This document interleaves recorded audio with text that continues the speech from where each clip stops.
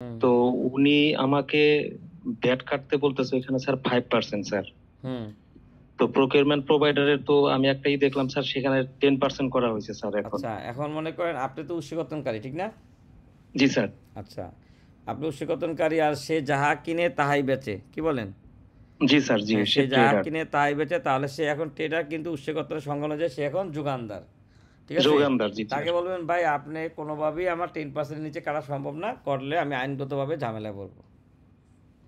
তাকে জি বলেন স্যার। যে ভাই আমার পক্ষে কি 10% নিচে কাটা সম্ভব না, আপনি নিয়ম অনুযায়ী 10% কাটেন, নাহলে আপনি আইনগত জটিলতায় পড়বেন, কারণ বর্তমানে যোগানদারের ব্যাট হচ্ছে কি 10%।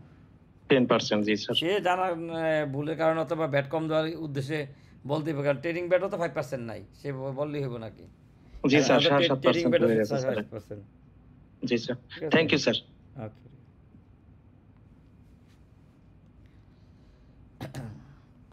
আচ্ছা, এই আধা ঘন্টা পর 100 পোষায় দেবো না। এখন বলেন, কালকে যে আলোচনা করছিলাম আমরা, যে ব্যাট কত পার্সেন্ট বলেন? 15%, স্যার।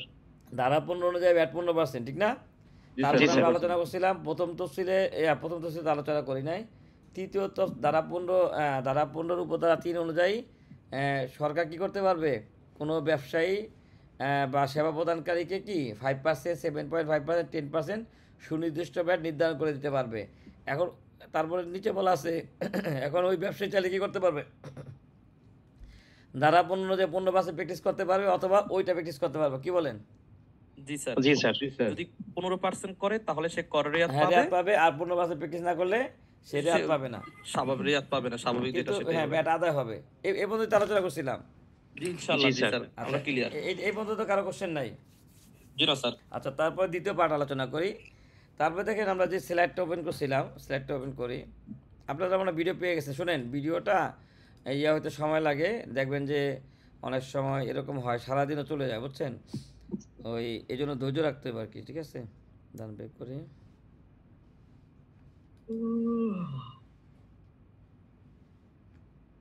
আচ্ছা, 26।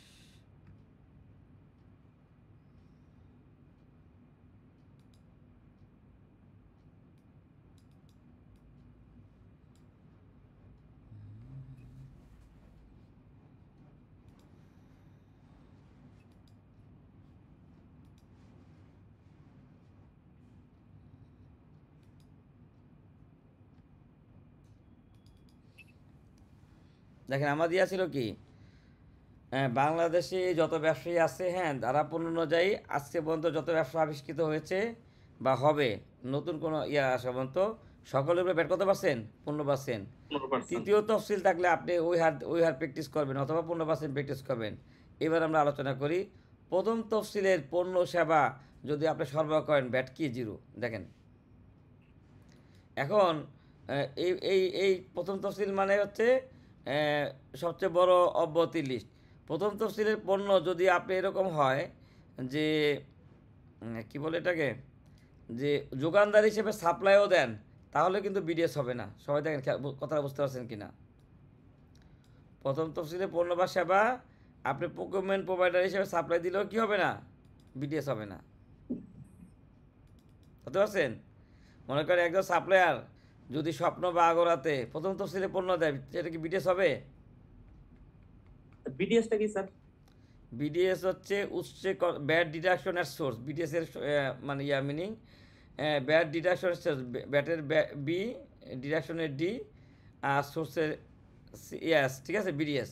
আর এটাকে আমরা বাংলায় বলি উৎসে মূসক কর্তন। হ্যাঁ, জি স্যার। যেটাকে আমরা বলি উৎসে কর্তন, ঠিক আছে? এখন ওই যে উৎসে কর্তনকারী কিছু কিছু 43টা পণ্য এবং কিছু কিছু সেবা, সরি, 43টা সেবা ক্রয় করার সময় ওই মানে আবশ্যিকভাবে ব্যাট কেটে রাখে, এটাকে আমরা বিডিএস বলি। ট্যাক্সের দেখবেন টিডিএস আছে একটা, ট্যাক্স জি ডিডাকশন স্যার। এর সোর্স, ঠিক আছে? এটা হলো সংক্ষিপ্ত উত্তর। আচ্ছা, আমরা প্রথম তফসিলা বের করি, দাঁড়ান।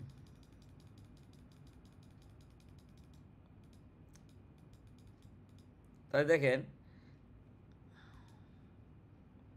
এই যে দেখেন কি বলছে, প্রথম তফসিল, হ্যাঁ, প্রথম খণ্ড, মূল্য সংযোজনের কর হইতে অব্যাহতিপ্রাপ্ত পণ্যসমূহ। তাহলে এখানে বলা আছে না এটা অব্যাহতিপ্রাপ্ত পণ্যের লিস্ট? জি স্যার। বাকিরা কি কথা শুনতে পাচ্ছেন ভাই, না রাগ করছেন কোনো কারণে? শুনতে পাচ্ছি শুনতে পাচ্ছি না স্যার। স্যার শুনতে পাচ্ছি না আচ্ছা ঠিক আছে, তাহলে দেখেন, স্যার মিউট করে রাখছি স্যার। না অসুবিধা নেই, ধন্যবাদ, ঠিক সমস্যা না আছে। হয়। দেখেন, তারপর বলছে কি দেখেন, এক, জীবন্ত ঘোড়া, গাধা, খচ্চর, গবাদি পশু সমূহ, তারপর দেখেন জীবন্ত বেড়া, ছাগল, জীবন্ত পক্ষী। তাহলে এই যে আমরা যে গরু যদি কেনা বেচা করি, ভ্যাট আছে বলেন? জি না স্যার। ধরতে পারছেন তো এবার, যে জি, ইনশাআল্লাহ। ধারা 15 ভ্যাট 15%, কিন্তু জীবিত গরু বিক্রি করলে ভ্যাট নাই, জীবিত গরু বেচলেও কি ভ্যাট নাই। ঠিক অনুরূপভাবে জীবন্ত পক্ষী, মুরগি বেচলে ভ্যাট আছে। জি না স্যার। তাহলে এইভাবে অন্যান্য জিনিস সরকার অব্যাহতি দিয়ে দিছে না? তাহলে এই তফসিল দ্বারা সরকার আমাদের নিত্য প্রয়োজনীয় অনেক কিছু কি অব্যাহতি দিচ্ছে। তাহলে আপনি যদি স্বপ্নতে যদি সিক্স মানে মুরগি সাপ্লাই দেন, কথা ওইভাবে নিয়েন না, যে সরবরাহ করেন, তাহলে ব্যাট আছে। স্বপ্নে তো স্যার বলে যে এখন আর সেই 5% ব্যাট না নেই। না না, আপনি বোঝেন, নাই, শুনেন না, শুনেন, স্যার, নাই, শুনেন শুনেন, আমি বলি, আপনি হচ্ছে ভ্যাটের কাজ শিখতে হলে আইনও জানতে হবে, ঠিক আছে। আপনি প্রথম তফসিলের পণ্য তাকে সরবরাহ করছেন, তাহলে কি এটা ভ্যাটেবল হবে? কারণ উৎসকত রেসালতে বলা আছে প্রথম তফসিলের পণ্য ব্যতীত, কি বলা আছে? প্রথম তফসিলের পণ্য ব্যতীত। তাহলে এটা যদি প্রথম তফসিলের পণ্য যদি অব্যাহতি দেন, তাহলে আর কি, সে আপনার বিডিএ যদি কাটে, তাহলে অব্যাহতি হইল কই থেকে বলেন, ঠিক না? তাহলে অব্যাহতি হলো। হ্যাঁ, এখন কথা হলো কি, আপনি 6.3 দেন নাই, কি বলেন? শুনেন, আচ্ছা বলেন তো, নিবন্ধনের ক্যাটাগরিতে বাংলাদেশের কোম্পানি কয় প্রকার? জি স্যার। মনে করেন ব্যাট নিবন্ধন নিয়েছে, ব্যাট নিবন্ধন নেয় নাই, এই অনুযায়ী বাংলাদেশের কোম্পানি কয় প্রকার? দুই প্রকার, স্যার। নিবন্ধিত, অনিবন্ধিত। অনিবন্ধিত। যারা নিবন্ধন নেওয়ার পরেও অনিবন্ধিতের মতো আচরণ করে, 6.3 ইস্যু করে না, রিটার্ন জমা দেয় না, খাতা মতো রাখে না, তাকে কি বলবেন? অনিয়মকারী স্যার। তাহলে অনিয়মকারী। তাহলে কোম্পানি হচ্ছে 3 প্রকার, কয় প্রকার? আমাদের ট্রেনিং অনুযায়ী, বাস্তব জীবনের দরকার নাই, আমাদের ব্যাটের ট্রেনিংয়ের আলোকে কোম্পানি হচ্ছে 3 প্রকার: নিবন্ধিত, অনিবন্ধিত আর একটা অনিয়মকারী। অনিয়মকারী। হ্যাঁ, এখন যদি আপনি অনিয়মকারী হিসাবে একটা স্বপ্ন বা সুপার শপে মুরগি সাপ্লাই দেন, 6.3 দেন নাই, তাহলে ওই কোম্পানির কি অধিকার আছে কিনা যে অনিয়মকারী বা অনিবন্ধিত হিসেবে ট্রিট করা আপনাকে? নাই স্যার। কেন নাই? দাঁড়ান, বুঝেন স্যার, আছে বুঝেন। স্যার। আমাদের দেশে ব্যাটের অনেক ভুল প্র্যাকটিস আছে, আমি বলি। প্রথম হলো, যখন 1 বছর পরে সিএ রিপোর্টটা অডিট করা হবে, তখন ওখানে লেখা আছে যে 1 কোটি টাকার মধ্যে 20,000 টাকা মুরগির, বলেন। এটা কোড করা থাকে না স্যার। এটা হ্যাঁ, অর্থনৈতিক। যখন অডিট চলবে, শুল্ক গোয়েন্দার অডিট বা গোয়েন্দার অডিট বা ব্যাট ডিপার্টমেন্টের অডিট, তখন বলবে না যে ভাই 2 কোটি টাকা সেল, 2 কোটি টাকা 6.3 গুলি দেখান। বলবে স্যার। জি স্যার। হ্যাঁ, যখন ওই অথরিটি বলতে পারে কিনা যে 2 কোটি টাকা 6.3 নাই, এখন ব্যাটটা দেন আপনি, বলতে পারে স্যার। তাহলে এবার বুঝছেন তো। আপনারা অনেকে কি ভুলের জগতে আছেন, এখনো কি আছেন? স্যার আপনি যে বললেন যে এগুলো অব্যাহতি প্রাপ্ত, তাহলে আমার এটা লাগবে কেন স্যার? সেটাই তো। আচ্ছা, আপনি উৎসকর্তনে ক্লাস করাবো। হ্যাঁ, উৎসকর্তনের আছে। আসলে বলা আছে অনিবন্ধিত ব্যক্তি থেকে আপনি ব্যবসা করতে পারবেন না, ঠিক আছে? অনিবন্ধিত কারোর সাথে কি করতে পারবেন না? ব্যবসা করতে পারবো। ব্যবসা করা যাবে হ্যাঁ, ব্যবসা করতে পারবেন না। তাহলে অনিবন্ধিত, শোনেন, আপনি যদি ব্যাটের রিয়েল প্র্যাকটিসটা থাকতো, আপনার কেনার সময় চালান পাইতেন না। এই যে একটু আগে মিটিং করে আসছি এক কোম্পানির সাথে, বুঝছেন, ওনারা কেনার সময় চালান পায় না, এটাই হচ্ছে ওনার দুঃখ। উনি যদি কেনার সময় চালান পাইতো, তাহলে উনি কি হইতো, রেয়াত দিতে পারতো। ওনার দুঃখ একটাই, আমি কেনার সময় চালান পাই না, ঠিক আছে? স্যার। এটাই। আচ্ছা যাক, তাহলে এখন একটা জিনিস খেয়াল করেন, এই যে অব্যাহতি মাঝে মাঝে কন্ডিশন দিয়ে থাকে, মাঝে মাঝে বলবে আপনি যে পেঁয়াজ বিক্রি করেন, আদা বিক্রি করেন, ভ্যাট নাই, কিন্তু এটা কি প্রসেস করা যাবে না। টমেটো বিক্রি করেন, ভ্যাট নাই, কিন্তু কি করা যাবে না, প্রসেস করা যাবে সস না। করা যাবে না। এখানে কি বলছে দেখেন, গবাদি পশুর মাংস তাজা অথবা ঠান্ডা 2.5 কেজি পর্যন্ত মোরগ ও টিনজাত ব্যতীত। তাহলে বলেন এটা দ্বারা কি বুঝছেন? খুব ঠান্ডা মাথায় চিন্তা করেন। 2.5 কেজি পর্যন্ত 2.5 কেজি পর্যন্ত করা যাবে না স্যার। স্যার 2.5 কেজি পর্যন্ত প্যাকেটজাত করা যাবে স্যার। 2.5 কেজির উপরে হলে ভ্যাট উপরে দেবে। গেলে হ্যাঁ ভ্যাট দিতে হবে। আপনারা উল্টা বুঝছেন। দেখেন, আবার চিন্তা করে একটু, আপনারা কিন্তু উল্টা বুঝছেন। 2.5 কেজির উপরে হইলে ব্যাট দিতে হবে না, 2.5 কেজি পর্যন্ত হ্যাঁ, ব্যাট এই দিতে যে হবে। ভাই ঠিক বলছে, ঠিক আছে। দেখেন, খেয়াল করেন, বুঝতে পারছি, কি স্যার। বলছে, গবাদি পশুর এটা কি কিসের লিস্ট ভাই? এটা কিসের লিস্ট? অব্যাহতির লিস্ট না? জি স্যার। এটা হলো মাপের লিস্ট। বলছে গবাদি বলছে। পশুর মাংস, মানে গরুর মাংস বা খাসির মাংস, গবাদি পশুর মাংস তাজা অথবা ঠান্ডা, সেটা নর্মাল হতে পারে, ঠান্ডা হতে পারে, 2.5 কেজি পর্যন্ত টিনজাত ব্যতীত, ব্যতীত অব্যাহতি, মানে 2.5 কেজি পর্যন্ত টিনজাত না করলে অব্যাহতি, ঠিক না ভাই? কি বলেন? জি স্যার, বুঝছি স্যার। হ্যাঁ, তাহলে এটা দাঁড়ালে এরকম যে টিনজাত করলে ব্যাট দিবেন, টিনজাত না করলে ব্যাট দেওয়া লাগবে না, এটা বুঝাচ্ছে না?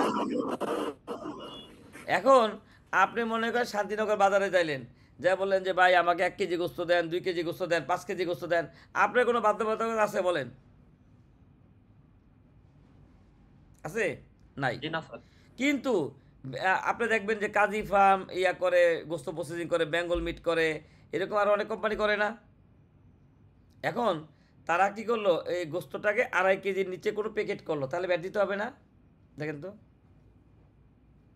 জি স্যার, দেওয়া লাগবে যদি হ্যাঁ, 2.5 কেজি পেট এখন আরেকটা রেফারেন্স জি, জি। দেখাবো, একটু পরে একটা রেফারেন্স দেখাবো, এছাড়াও অব্যাহতি আছে, এটা নোট রাখেন যে গোস্ত, দেশি উৎপাদিত গোস্ত কি ভ্যাট আছে কিনা। এই প্রথম তহসিলদারা কি 2.5 কেজি পর্যন্ত কি ভ্যাট আছে কিনা, কি বলেন? মানে গোস্ত খোলা বেচলে ব্যাট নাই, 2.5 কেজির উপরে প্যাকেট বেচলেও কি ব্যাট নাই, কিন্তু 2.5 কেজি পর্যন্ত প্যাকেটজাত করলে ব্যাট আছে, দেখেন ধরতে পারছেন কিনা? ঠিক আছে স্যার। ঠিক সবাই আছে। সবাই ক্লিয়ার?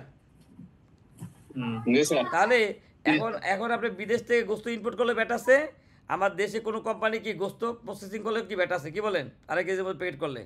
কিন্তু ঠিক আছে। আরেকটা রেফারেন্স একটু পরে দেখাবো, একটু ওয়েট করেন, নোট রাখবেন মাথায়, একটা এক জায়গায় নোট রাখেন, এটা একটু পরে দেখাবো। তাহলে দেখেন এইভাবে কন্ডিশন দেওয়া আছে না ভাই? আচ্ছা দেখেন, তারপরে দেখেন এইভাবে জীবন্ত মাছ, তাহলে বলেন কই মাছ, শিং মাছ বেচলে ব্যাট আছে? না। তাহলে নিজাম ভাই যে বলছিল যে দারা পণ্য সবার উপরে ব্যাট পণ্য পাচ্ছেন, এখন অব্যাহতি লিস্ট পাইতেছেন, এইভাবে রেফারেন্স ধরে ধরে কি করবেন, চেক করবেন। এই যে একজন আমাকে কি জানি মেসেজ দিছিল যে ভাই মাছ বিক্রি করলে ব্যাট আছে কিনা সুপার শপে, তাহলে ওই ভাইকে কি বলবেন, মাছ বিক্রি করলে কি নাই, ব্যাট নাই। এখন যদি সে চালান না দেয় তাহলে কি অনিয়মকারী প্রতিষ্ঠান না ভাই? হ্যাঁ।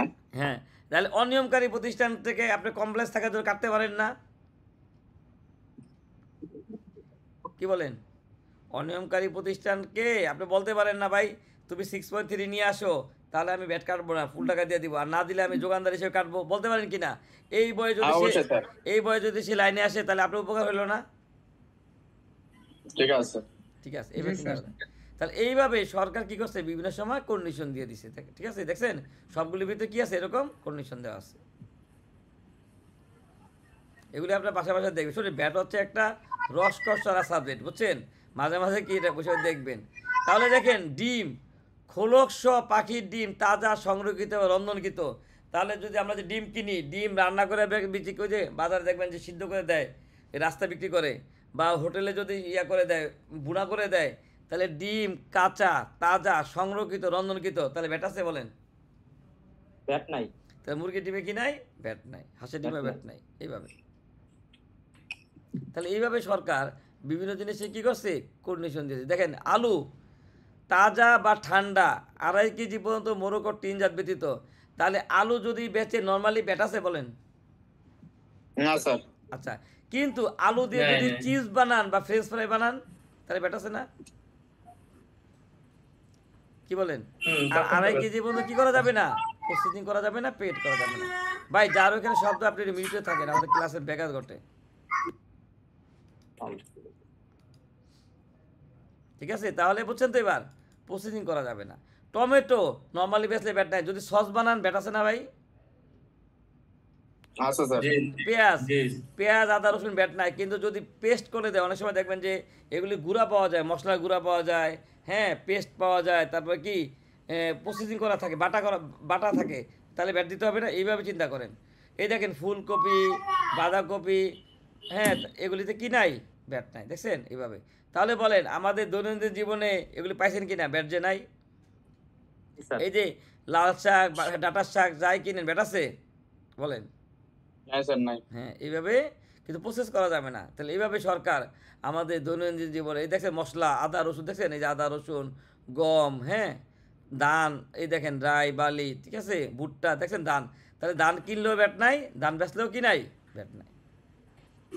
ঠিক আছে, সয়াবিন চূর্ণ। এইভাবে সরকার আমাদের দৈনন্দিন জীবনে এগুলি কি করছে, এই যে গাছ বেচলে ব্যাট আছে বলেন, জি না স্যার। গাছ বিক্রি করলে ব্যাট নাই। তারপরে দেখেন দেখেন মাটি বিক্রি করলে ব্যাট আছে, মাটি জি না স্যার। মাটি বালি বিক্রি করলে, অব্যাহতি। তাহলে এখন রিয়েল এস্টেট কোম্পানি যদি বালু দিয়ে কোনো জায়গায় বট করে তাহলে বলতে পারেন এটা ব্যাট নাই, কি বলেন? অবশ্যই বলতে পারবো স্যার যে ব্যাট নাই, অব্যাহতি পার তারপরে দেখাই দিব। হ্যাঁ, রিয়েল এস্টেট কোম্পানি যদি বালু কিনে ঢালাই কাজের জন্য তাহলে বলতে পারে না যে বালিতে ব্যাট নাই। তাহলে এইভাবে যখন আপনি ব্রেন খাড়ে কাজ করবেন তখন দেখবেন একজন এমএ পাস করে 15,000 টাকা বেতন পাবে, আরেকজন 40,000 পাবে না ভাই, জি স্যার। ঠিক আছে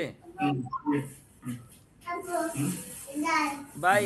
আনোয়ার ভাই আপনি একটু ইয়াতে থাকেন না ভাই, ক্লাসটা ডিস্টার্ব। জি আনোয়ার ভাই আপনি একটু মিউটে থাকেন, মিউটে, আপনার ওখান থেকে একটা শব্দ হয়। গতকালও ফ্যামিলি সরি ভাই, ঠিক আছে। আচ্ছা দেখেন এইভাবে ইয়ে হয় কি, আমাদের সরকার দেখেন এই জ্বালানি কাঠ, তাহলে যদি আপনি খড়ি কিনেন ব্যাট আছে, এই যে সমিল থেকে কাঠ কিনেন, মসৃণ কাঠ অমসৃণ কাঠ ব্যাট আছে বলেন, জি না স্যার। তুলা উল দেখ, এইভাবে সরকার দেখেন কাঁচা পাট পর্যন্ত ব্যাট নাই। তাহলে বলেন কোন কোন পণ্যে ব্যাট দিবেন না, লিস্ট পাইছেন কিনা? এই যে ইসএস কোড 53 পর্যন্ত আছে, পাইছেন কিনা বলেন? জি স্যার। আর কেউ যদি বলে যে ভাই আমার পণ্যতে ব্যাট নাই, প্রথম তহসিলদার অব্যাহতি, তাহলে খুললা কি এখানে দেখবেন না? জি স্যার, প্রথম তফসিল দেখাই দিব স্যার।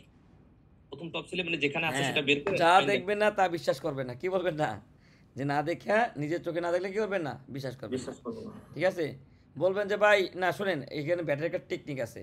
প্রথম হইলো ব্যাট কিন্তু ব্যাট এবং ট্যাক্স দুইটাই নাকি চেঞ্জ হয় না ভাই প্রতিনিয়ত। জি স্যার। এখন কর্মক্ষেত্রে যদি এরকম হয়, শুনেন মাঝে মাঝে টেকনিক অ্যাপ্লাই করবেন। যদি বস বলে বা কেউ বলে যে ভাই ব্যাটের এই ইয়েটা কত, আর মনে করেন আপনারা জানেন না, কথার কথা জানেন না বা ইয়া নাই, তখন বলবে ভাই আমাকে একটু সময় দেন, আমি দেখে বলতেছি, কারণ আইন প্রতিনিয়ত চেঞ্জ হয় তো, আমি আপডেটটা দেখে বলি। তাহলে এই চান্সে আপনি জিজ্ঞেস করবেন, গ্রুপ আপনার তো গ্রুপ তৈরি করে, গ্রুপ তো ডিলিট করা হবে না, এখানে ডিসকাস করলেন, একান্ত ইয়ালে নিজাম ভাইরে ফোন দিলেন, কি বলেন? জি স্যার। জি স্যার। লাস্টেতে কি হলো, সঠিক ইনফরমেশন দিলে বস বা কর্তৃপক্ষের কাছে আপনার কি পারফরমেন্সটা বেড়ে গেল না, যে জি স্যার। রহিমে ঠিকই উত্তর দেয় কিন্তু একটু লেটে দিছে, কিন্তু দেখে দিছে। জি স্যার, বিশ্বাসযোগ্যতা অ্যাকাউন্টেবিলিটি। হ্যাঁ, তাহলে এইভাবে করলে দেখবেন যে আপনার কনফিডেন্স কি বাড়বে। এই যে আমি যখন মিটিং করি বুঝছেন, আমি মিটিং করলে নর্মালি আমার কনসালটেন্সি হয়ে যায়, কি কারণে? কারণ কি দেখেন, আমি কাজ করতে যাই যা শিখছি, ঠিক আছে, মানে এমনি তো শিখছি, কাজ করতে যাই আরও বেশি শিখছি, আর আপনারা ক্লাস করে যে আরও বেশি শিখছি। কারণ আপনারা যখন প্রতিনিয়ত কোশ্চেন করেন এই উত্তরগুলো কিন্তু আমি খুঁজি, এবং এই যে প্রতিদিন পড়াইতে পড়াইতে ধারাগুলো কিন্তু মুখস্থ হয়ে গেছে, খেয়াল করছেন ব্যাপারটা? জি স্যার। সারা বলতো না যে একবার পড়াইলে 10 বার পড়ার সমান, কি বলেন? ওইটা কাজ করছে, ঠিক আছে। আচ্ছা এখন দেখি আমরা কি সেবা, কোন কোন সেবাগুলি কি প্রথম তহসিলদার অব্যাহতি। কৃষি জমি প্রস্তুত, তাহলে বলেন এই যে আমি যে জমি চাষ করি ব্যাট আছে, জি না স্যার। জমিতে সেচ দিবেন, পোকামাকড় দমন করবেন, কৃষি পণ্য সংরক্ষণ করবেন, তো এই ধরনের কাজ যা আছে বলেন কোনটা ব্যাট আছে? জি না স্যার। ব্যাট নাই। না স্যার। তারপরে বলছে মৎস্য বা জলজ প্রাণী জলজ সম্পদ আহরণ, এই যে আমরা মনে করেন কি 500% মতো জমি নিয়ে মাছের ঘের করতেছি, তাহলে আমি মাছ চাষ করে ব্যাট দেওয়া লাগবে কিনা বলেন? কখনোই লাগবে না স্যার। তারপরে আপনার কোম্পানি মনে করেন এই যে অনেক কোম্পানি র্যাঙ্কস আছে, অনেক কোম্পানি আছে সমুদ্র থেকে মৎস্য সম্পদ আহরণ করে, তাদের ব্যাট আছে বলেন? যদি স্যার তারা হিমাগার ও পণ্যগার ব্যতীত হয়। না না, হিমাগার দরকার না, আমরা শুধু ধরি সমুদ্র থেকে মৎস্য ধরে বিক্রি করে দেয়, জলজ হবে না স্যার। জলজ প্রাণী বা জলজ সম্পদ আহরণ। তাহলে কোনো এরকম কোম্পানি যদি আসে ভাই আমার কনসালটেন্সি এটা করে দেন, তাহলে কি বলবেন, তার সেলস ব্যাট জিরো না? জি স্যার। জিরো। ধরতে পারছেন সবাই? তাহলে এইভাবে এখন যদি এরকম হইতো, সে মাছ এনে আবার ওই বিদেশে কি 2.5 কেজি কোনো প্যাকেট করে, তাহলে কি ব্যাট দেওয়া লাগবে না? দেওয়া লাগবে স্যার। জি স্যার, তাহলে বুঝতে পারছেন? তাহলে এইভাবে শুনেন, ব্যাট হচ্ছে কি দুই জায়গায়, কেনার ব্যাট আর একটা কি বেচা যায়। আপনি বুঝবেন যে এই কোম্পানি কি কিনে কি বেচে, ওই অনুযায়ী দেখবেন যে শোনেন দেখেন আমরা একটু আগে কি পেলাম, ডিমের উপরে ব্যাট আছে বলেন? জি না স্যার, ডিম ব্যাট নাই। এখন ডিম যে কোম্পানি বিক্রি করে তারা বললো ডিমের উপরে ব্যাট নাই, কিন্তু ডিমটা আপনি দেখবেন সুপার শপের মধ্যে একটা বক্সের মধ্যে করে দেয় না অনেক কোম্পানি, জি স্যার। ওইখানে একটা লেবেল লাগানো থাকে না? তাহলে স্যার। এখন ব্যাট অথরিটি যদি বলে আবার লেবেলের ব্যাটটা কই, চাইতে পারে না? কারণ বুঝতে পার? বক্সের ব্যাটটা যেতে পারে। আপনি মনে করেন আটাতে ব্যাট নাই, ময়দাতে ব্যাট নাই, কিন্তু আটার যে প্যাকেটটা এটাতে ব্যাট আছে না ভাই? এবার জি, স্যার। এবার চিন্তা করবেন। মানে প্যাকেটের কারণে কি স্যার ব্যাটটা হবে না? আপনি বোঝেন আটাতে ব্যাট নাই, কিন্তু আটা উৎপাদন করে বাজারজাত করতে যে প্যাকিং মেটেরিয়াল ইউজ করছেন, যে কার্টুনটা ইউজ করছেন, ওটা ব্যাট দিবেন না আপনি? জি, স্যার। অবশ্যই স্যার। যেমন আমার এক ক্লায়েন্ট, বুঝছেন, এক ক্লায়েন্ট বিদেশে একটা পণ্য রপ্তানি করে, তাকে বলছে আপনার ব্যাট জিরো, ওকে আমরা রাজি, পণ্য অব্যাহতি, কিন্তু আপনি যে বস্তাটা ইউজ করছেন, যে গুণাটা ইউজ করছেন, যে কার্টুনটা ইউজ করছেন, ওইটার ব্যাটটা জমা দিয়ে দেন। আল্লাহ, ঠিক আছে। বুঝতে পারছেন? জি স্যার। হ্যাঁ, ঠিক আছে। না না, আপনি বোঝেন, আপনি ওই যে শোনেন হ্যান্ডিক্রাফট আছে না, হ্যান্ডিক্রাফট, ওই যে আমরা যে পাখা, তারপরে তালপাতা, তারপর তালপাতা দিয়ে অনেকজন ইয়া কিনি না, যে শীতল পাটি, কি বলেন? তাহলে এই যে এই জুড়িগুলি বানায় পাটি, জুড়ি, তারপরে কুলা, এগুলিতে ওই যে একটা গুণা ইউজ হয় না ভাই, গুণা বাইন্ডিং করতে যা, তারপরে ওই এগুলি একটা বস্তাতে জি স্যার, জি স্যার। বস্তাতে বান দিয়ে তার পাঠাইতে হয় না, কিছু কিছু জিনিস কার্টুনে করে পাঠাইতে হয় না, তাহলে কার্টুনে ব্যাট দিবেন না আপনি? আপনার তাল পাতা নাহলে ব্যাট নাই, কিন্তু ওই প্যাকিং মেটেরিয়ালে তো ব্যাট আছে, এবার চিন্তা করেন। আচ্ছা দেখেন, সরকার কর্তৃক প্রদত্ত চিকিৎসা ও স্বাস্থ্যসেবা, তাহলে বলেন সরকারি হাসপাতালে ব্যাট আছে? না স্যার। আচ্ছা, তাহলে এখন সরকারি হাসপাতালে যদি ব্যাট অথরিটি যায় বলে যে ভাই আপনাদের ইয়া দেন, ব্যাট জমা দেন, তাহলে কোন ব্যাটটা চাইতে পারে বলেন? তাদের তো ব্যাট নাই। ওই যে সিরিঞ্জ বা সুইচ যে ব্যবহার করছে, বা হ্যাঁ, এই যে ভাই সুন্দর একটা কথা ধরছে। তারপরে মনে করে তাদের যে ফার্নিচার কিনছে, তাদের যে ওই যে অনেক সময় রুগীদের যে খাবার দেয়, এগুলিতে ব্যাট চাইতে পারে না? আপনার আচ্ছা, স্বাস্থ্য সেবাতে ব্যাট নাই, কিন্তু আপনার যে ইনস্ট্রুমেন্ট কিনছে ওগুলিতে ব্যাট আছে, বিডিএস তো থাকতে পারে, কি বলেন? জি স্যার। বেসরকারি পর্যায়ে চিকিৎসা ও স্বাস্থ্যসেবা, তাহলে বলেন বেসরকারি মেডিকেলে ব্যাট আছে? জি না স্যার। এখন বেসরকারি মেডিকেল যদি এসি কিনে, তারপরে হাসপাতাল বানাইতে যে কনস্ট্রাকশনে কাজ করে, তারপরে আরও অন্যান্য ফার্নিচার কিনে, তাহলে ব্যাট দিতে হবে না ভাই? অবশ্যই দিতে হবে। ধরতে পারছেন? এবার তার সার্ভিসে ব্যাট নাই, কিন্তু তার স্থাপনায় তো বিডিএস আছে, কি বলেন? পরিচালনায় তো ব্যাট থাকতে পারে। তাহলে এইভাবে মাথায় ইয়া করবেন, ঠিক আছে? সরকার কর্তৃক প্রদত্ত চিকিৎসা, শিক্ষা ও প্রশিক্ষণ, সরকারি স্কুল কলেজে ব্যাট আছে? জি না স্যার। এখন যদি ব্যাট অথরিটি এসে বললে স্কুলের বেঞ্চ কিনছেন, বেঞ্চের ব্যাটটা কই, চাইতে পারে কিনা বলেন? চাইতে পারে স্যার।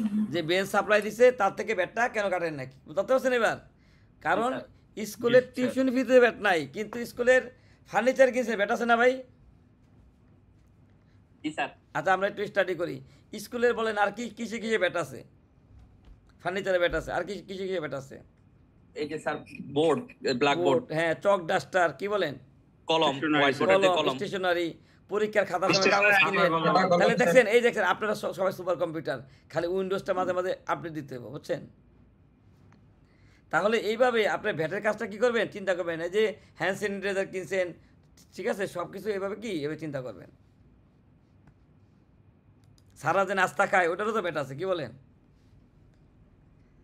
আচ্ছা যাক, তারপরে দেখেন এইভাবে সরকারি পরিবেশ, আমি একটু স্কিপ করি, তাড়াতাড়ি যাই, হ্যাঁ। এইভাবে বিভিন্ন রকম পুনর্বাসন কার্যক্রম, এগুলির উপরে কি নাই? ব্যাট নাই। সরকারি বেসরকারি তিনখানার উপরে ব্যাট নাই। তারপরে দেখেন কি বলছে, আরও কিছু সার্ভিস 3-এর খতে দেখেন বলছে পুস্তক, তাহলে বলেন লাইব্রেরিতে ব্যাট আছে? পুস্তক মানে আপনি যদি বই বিক্রি করেন, বই ছাপান, পাবলিকেশনে ব্যাট আছে কিনা বলেন? তাহলে লাইব্রেরিতে কিন্তু ব্যাটের লোক যায় না। নিউজ পেপারে ব্যাট আছে? ম্যাগাজিনে ব্যাট নাই। এইভাবে সরকারকে অনেক কিছুতে কি প্রকাশনাতে ব্যাট দেয় না, কিন্তু বলছে ছাপাখানা ও বাদাইখানা মানে প্রিন্টিং প্রেসে কিন্তু আবার ব্যাট আছে, বুঝতে পারছেন? জি স্যার। এটা শর্ত, এটা ব্যতীত। যদি বিদেশ থেকে বই কেনা হয় কোনো বই, তাহলে আপনি বলেন প্রথম তফসিলদার অব্যাহতি কিনা বলেন? আপনিই বলেন এটা কি দ্বারা অব্যাহতি? তাহলে বিদেশ থেকে আনলে অব্যাহতি না ভাই?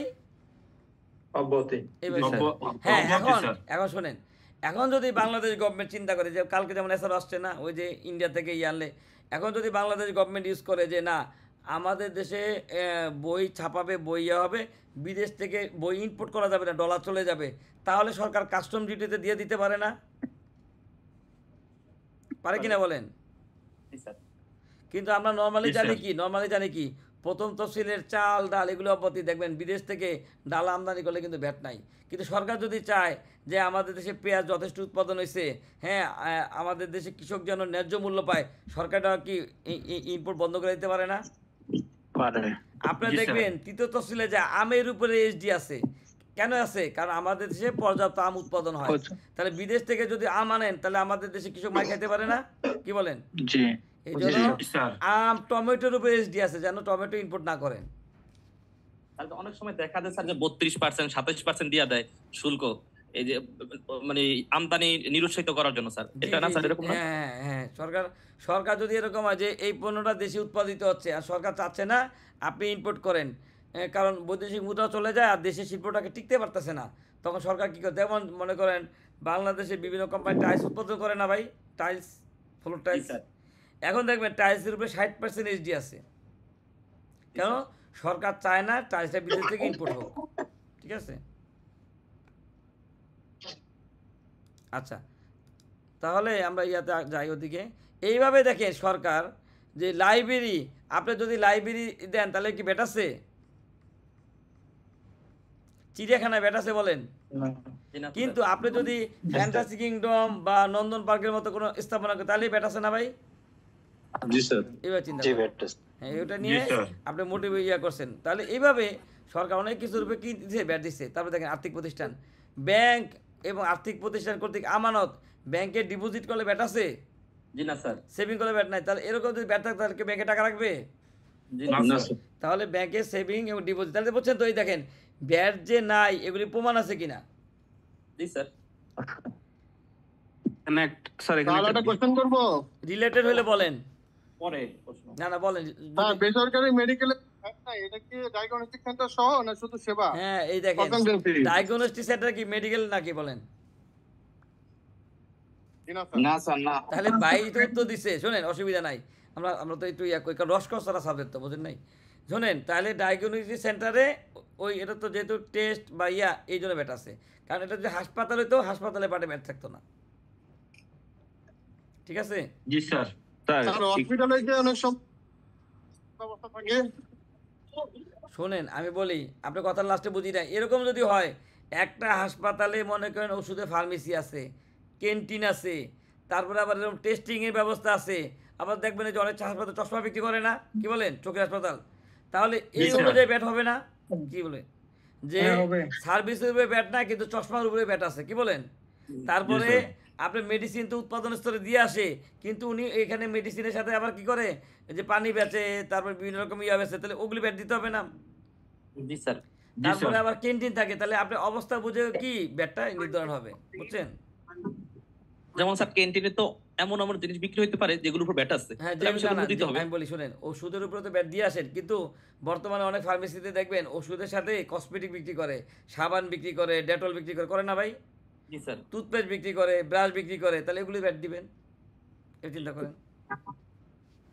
তার একটা কোশ্চেন ছিল। খুব খুব কষ্ট না হলে বলেন,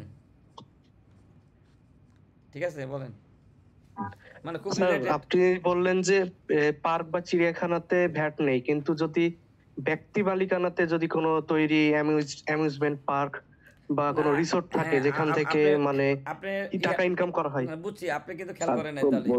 আমি তো বলছি যে সরকারি যেমন মিরপুর চিড়িয়াখানা, রমনা পার্ক এগুলিতে ব্যাট আছে, ব্যাট নাই। কিন্তু যদি এরকম হয় আপনি ফ্যান্টাসি কিংডম, হ্যাঁ নন্দন পার্ক, এরকম আরও আছে না প্রাইভেট, ফরেস্ট লেক, এরকম একটা করে মোটিভেশন করে মানে বিভিন্ন রকম রাইড টাইডের ব্যবস্থা করলেন, তাহলে ব্যাট আছে। আপনি দেখবেন পয়লা বৈশাখে ব্যাটের কর্মকর্তারা চলে যায় বিভিন্ন উপলক্ষে, যে আজকে কত টাকার টিকিট কাটাচ্ছে, কারণ ওই দিন ভিড় থাকে, বুঝতে পারছেন? স্যার যদি জি, স্যার। স্যার চিড়িয়াখানাটা যদি ইজারাদারকে দিয়ে দেয় তাহলে অবশ্যই সেখানে হ্যাঁ ব্যাট মনে হবে। করেন একজন ইজারাদার নিল, নিয়ে এটাকে কি করলো, মডিফাই করলো, করে বিভিন্ন রকম সুযোগ সুবিধা বৃদ্ধি করলো, এখন আপনারা 2,000 টাকা করে টিকিট কাটলেন, তাহলে ব্যাট আছে। ব্যাট আছে, জি স্যার।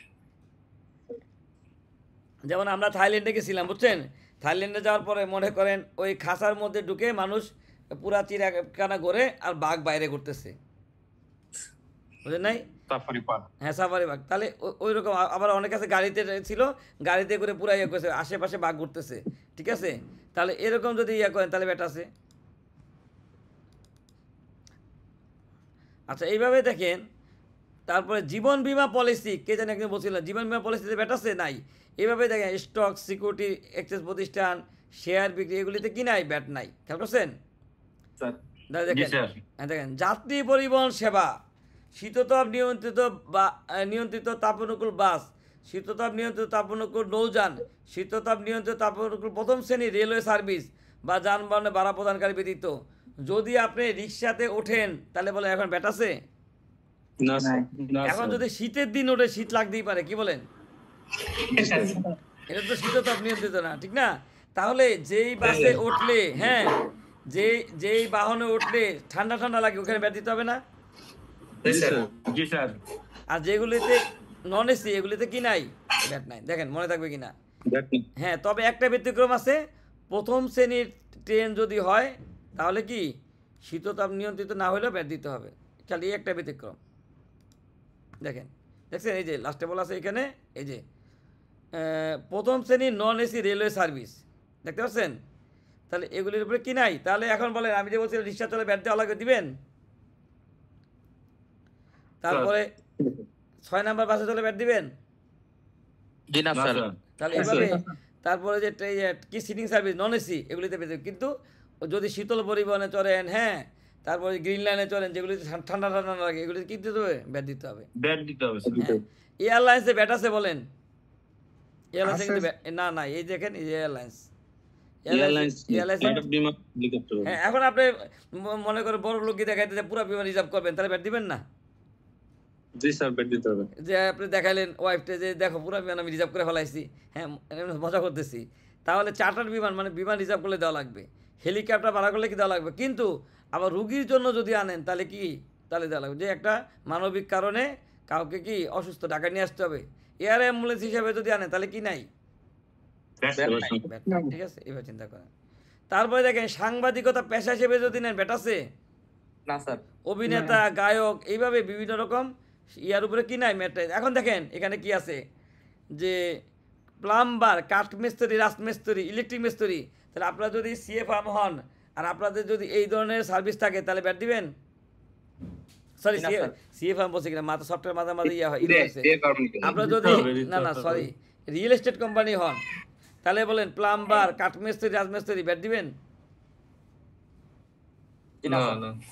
তার কারণ এদের উপরে কি নাই? ব্যাট নাই। ঠিক আছে, তাহলে শিক্ষা বিষয়ক গবেষণা, এইভাবে সরকার বিভিন্ন রকম সেবা কি করছে? অব্যাহতি। স্যার আপনার ফার্মে কি কন্টানসেন্সি যেগুলো ফার্ম, সেগুলো কি ব্যাট দেওয়া লাগে? 15%। 15%। তাহলে তো স্যার ভালো রেয়াত পান। আচ্ছা দেখ, ইয়াতে আমরা রেয়াত নিয়ে কি কাগজ কলম কিনি, ঠিক আছে? আর কাগজ কলম আপনি জানেন এটা কি চালান পাওয়া যায়? না স্যার। বাস্তবতা বুঝছেন না। শোনেন, এখানে রেয়াতের খুব সুযোগটা খুব কমই থাকে। আমি একটা কথা বলি, হ্যাঁ, আমি অ্যাডভাইজার যদিও হই, হ্যাঁ, আমার ট্রেনিং সেন্টারের জন্য আমি চেয়ার কিনছি, বুঝছেন, আমার অফিসের জন্য এসি কিনছি, আরও অনেক কিছু কিনছি, আমি প্রতিষ্ঠিত কোম্পানিতে কিনছি, এরা চালান দেয় নাই।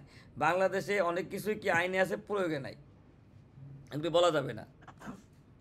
এখন আমরা বিদ্যা শিখতেছি, এখন বিদ্যা শিখেন, তারপরে কি বাস্তব অনুযায়ী কি প্রয়োগ করবেন, চেষ্টা করবেন। সবাই যদি প্রয়োগ করতো তাহলে দেশটা কি সুন্দর হয়ে যেত। শোনেন, 6.3 যথাযথভাবে করলে বাংলাদেশের রেভিনিউ 3 গুণ বেড়ে যায়।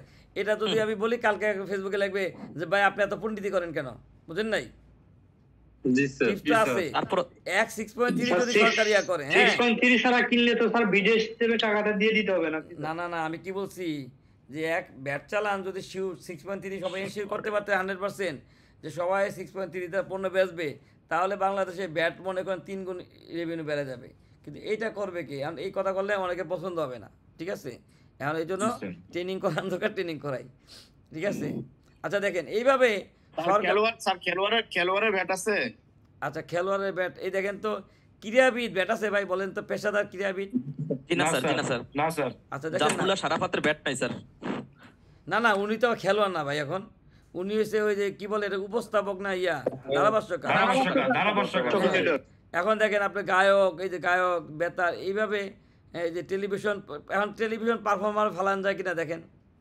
হ্যাঁ, এটা হয়তো স্যার উনি তো টেলিভিশন বিভিন্ন জায়গায় তো ধারাভাষ্যটা দিচ্ছে। ওইটাই তো, ওইভাবে চিন্তা করেন, ঠিক আছে? টেলিভিশন পারফর্মার, তাহলে তো যারা ওই যে খবর পড়ে তারাও বলতে পারে, প্রেজেন্টার। হ্যাঁ, প্রেজেন্টার। তাহলে এইভাবে দেখেন সকল প্রকার ধর্মীয় আচার অনুষ্ঠান, স্থাপনা, সরাসরি খেলোয়াড় তো লেখা নেই স্যার, খেলোয়াড় তো সরাসরি লেখা নেই। ভাই পেশাদার ক্রীড়াবিদ মানে বলেন কি? পেশাদার ক্রীড়াবিদ মানে কি বলে? খেলা ক্রীড়ার মধ্যে বলছে না মানেই তো খেলা।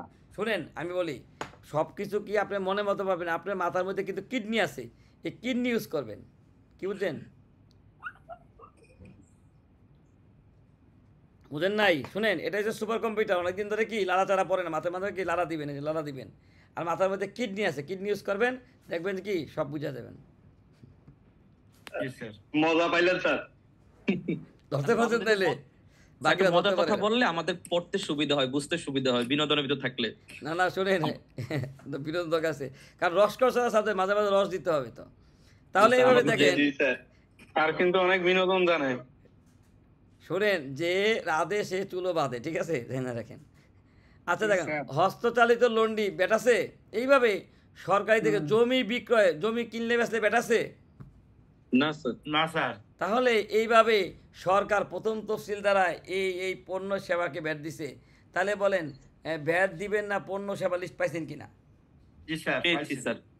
প্রথম তফসিল। হ্যাঁ প্রথম তফসিল, চোখ বন্ধ করে। কেউ যদি বলে ভাই আমারটা ব্যাট নাই, তাহলে কোথায় দেখবেন?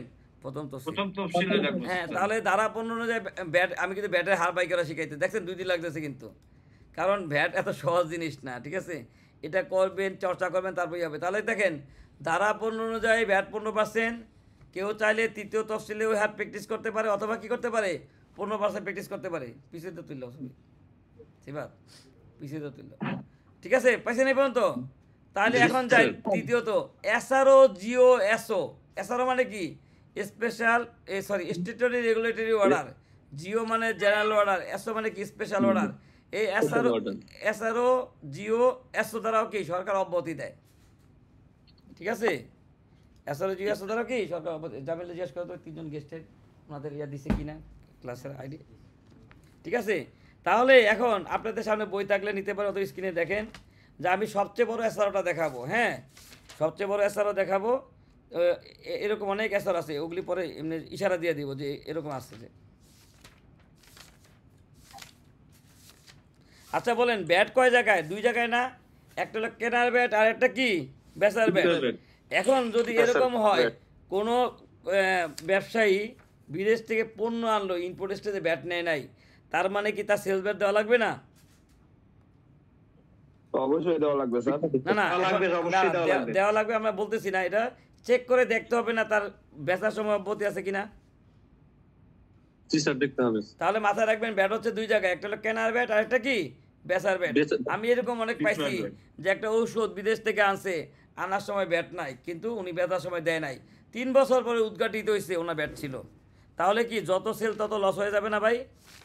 জি স্যার। কারণ আপনি তো কস্টিং করার সময়টা মাথায় রাখেন যে আমার কয় টাকা ব্যাট দেওয়া লাগবে। যদি ব্যাট না দেন তাহলে আপনি কস্টিংটা ওইভাবে করেন না, ব্যাট বাদ দিয়ে। জি স্যার।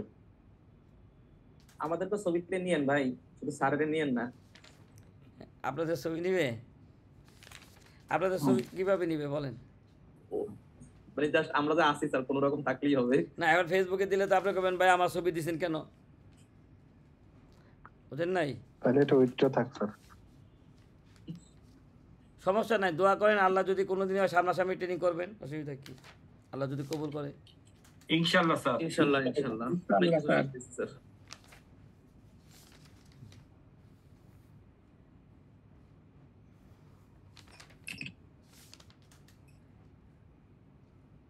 আচ্ছা, আর আপনার অফিসে দেখা করতে আসলে কি আপনার শিডিউল মিলবে? না ফোন দিয়ে আসছেন, নর্মালি তো ওই জায়গায় থাকে, মানে নানান ঝামেলা, আপনারও তো ব্যস্ত থাকে না, সবাই তো ব্যস্ত থাকে, বুঝছেন? ফোন দিয়ে আসেন, দেখা গেলো যে ক্লায়েন্টের অফিসে যাইতে হয়, তারপর যাইতে হয়, ঠিক আছে? ফোন দিয়ে আসেন, অসুবিধা, খালি কনফার্ম করেন আমি ওই সময় থাকবো কি না। জি স্যার, ইনশাআল্লাহ ফোন দিয়ে আসবো স্যার। আপনার ফোন নাম্বারটা একটু কাইন্ডলি দিন। কেন ভাই, ওই ন্যাশনাল নাম্বারই তো আমার ফোন নাম্বার, 0197234 409। এই যে একটা দিয়ে ক্লাস রেকর্ডিং করে দিয়েছে, একটা আছে, একটা ছোট ভাইকে দিয়ে রাখছি। এটা শুধু ন্যাশনাল না ইন্টারন্যাশনাল স্যার, সব জায়গা থেকে তো দিতে পারে স্যার। হ্যাঁ, এটা তো ন্যাশনাল না স্যার, ইন্টারন্যাশনাল স্যার, আপনার যেটা আছে এটা। না আমি এটা বুঝি নাই, বলছি জাতীয় নাম্বার, এটা ওটা বলছি যে জনগণের নাম্বার, বুঝেন নাই? ইনশাআল্লাহ স্যার আপনি তো আমাদের গ্রুপেই আছেন। হ্যাঁ, না গ্রুপে আছি, এখন ওই যে সবসময় উত্তর দেখার সময় পাই না, শুনেন, মাঝে মাঝে রাগ করার সময় পাই না, এখন জীবনটা সেরকম, বুঝেন নাই? যে রাগ স্যার এত কষ্ট করে এত পড়াশোনা করিয়া যদি জীবনটাই স্যার আনন্দ না করতে পারি তার থেকে এই যে তো এই যে ভাই শুনেন, আপনার আমি ক্লাস করাইতেছি না, আমরা ক্লাস করতেছি না ভাই, হ্যাঁ জি স্যার। আমি ক্লাসের মধ্যে মজা করতেছি কিনা বলেন? জি স্যার, জি জি স্যার। তাহলে উপভোগ করতেছি, এটা কে বলছে আপনাদের? উপভোগ না বলে কোন পাগলে ফ্রি ক্লাস করায় বলেন? সেটা আমি করে দেই। হ্যাঁ একদম সত্য কথা স্যার। শুনেন, আপনাদের কাছে আমার আমাদের 28 কোটি ভিতরে টাকা শান্তি পড়ে আছে, স্যার। বুঝছেন? এই সত্যি কথা বলে বলাইলাম, কথায় আপনাদের কাছে আমার 28 স্যার কোটি টাকা কাজের পড়ে ভিতরে আছে। শান্তি স্যার, আর না বলি স্যার। না বললে সমস্যা কি? কেন, কিভাবে জানেন 28 কোটি টাকা? মনে করেন বাংলাদেশে 2,80,000 ব্যাট নিবন্ধন, ঠিক আছে? কত নিবন্ধন? 2,80,000। প্রত্যেকে যদি আমাকে 1,000 টাকা করে ফি দেয়, কত টাকা হয় বলেন? 28 কোটি টাকা। বুঝছেন এবার? জি স্যার। এবার চিন্তা করেন।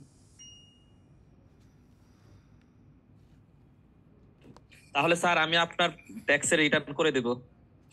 হ্যাঁ, আমার ছাত্রই ট্যাক্স রিটার্ন করে, অসুবিধা নাই। আমি কি বলছি 28 কোটি টাকা পাইছি? না স্যার। আমি বলছি মানে বললাম আপনাদের আর কি। কাছে আছে আর কি। না, আপনাদের মতো এক ছোট ভাই করে আমার ট্যাক্স রিটার্ন।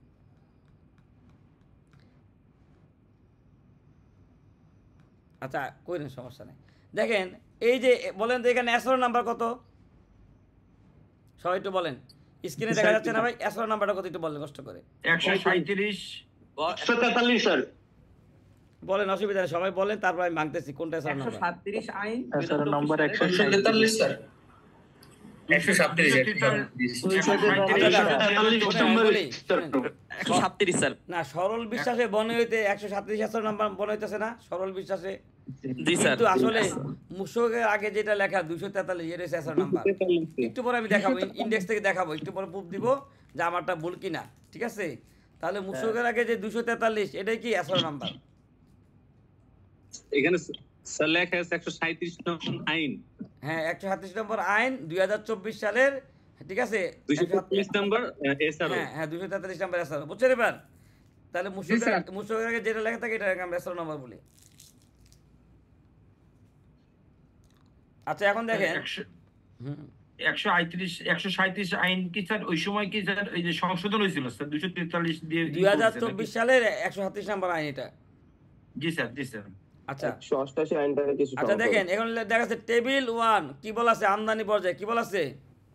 আমদানি পর্যায়ে। টেবিল 1 আমদানি পর্যায়ে, টেবিল 2 আমদানি ও উৎপাদন পর্যায়ে, পার্থক্যগুলি বুঝেন। তাহলে আপনি খেয়াল করেন, আমি কি বলছি? ব্যাট হচ্ছে কয় জায়গায়? 2 জায়গায়। একটা হলো কি কেনার ব্যাট, আর একটা কি বেচার ব্যাট। এখন এরকম হইতে পারে আমরা কেনার ব্যাট অব্যাহতি, বেচার ব্যাট থাকতে পারে না? আবার এরকম হইতে পারে কেনার সময় ব্যাট দিবেন, বেচার সময় অব্যাহতি। খেয়াল রাখতে হবে কেনার সময় ব্যাট আছে কিনা, বেচার সময় আছে কিনা। এখন এই আসারও দ্বারা প্রথম টেবিল দ্বারা বুঝাইছে আমদানি পর্যায়ে অব্যাহতি টেবিল 1-এ, তার মানে আপনি ইনপুট করার সময় অব্যাহতি, কি বলেন?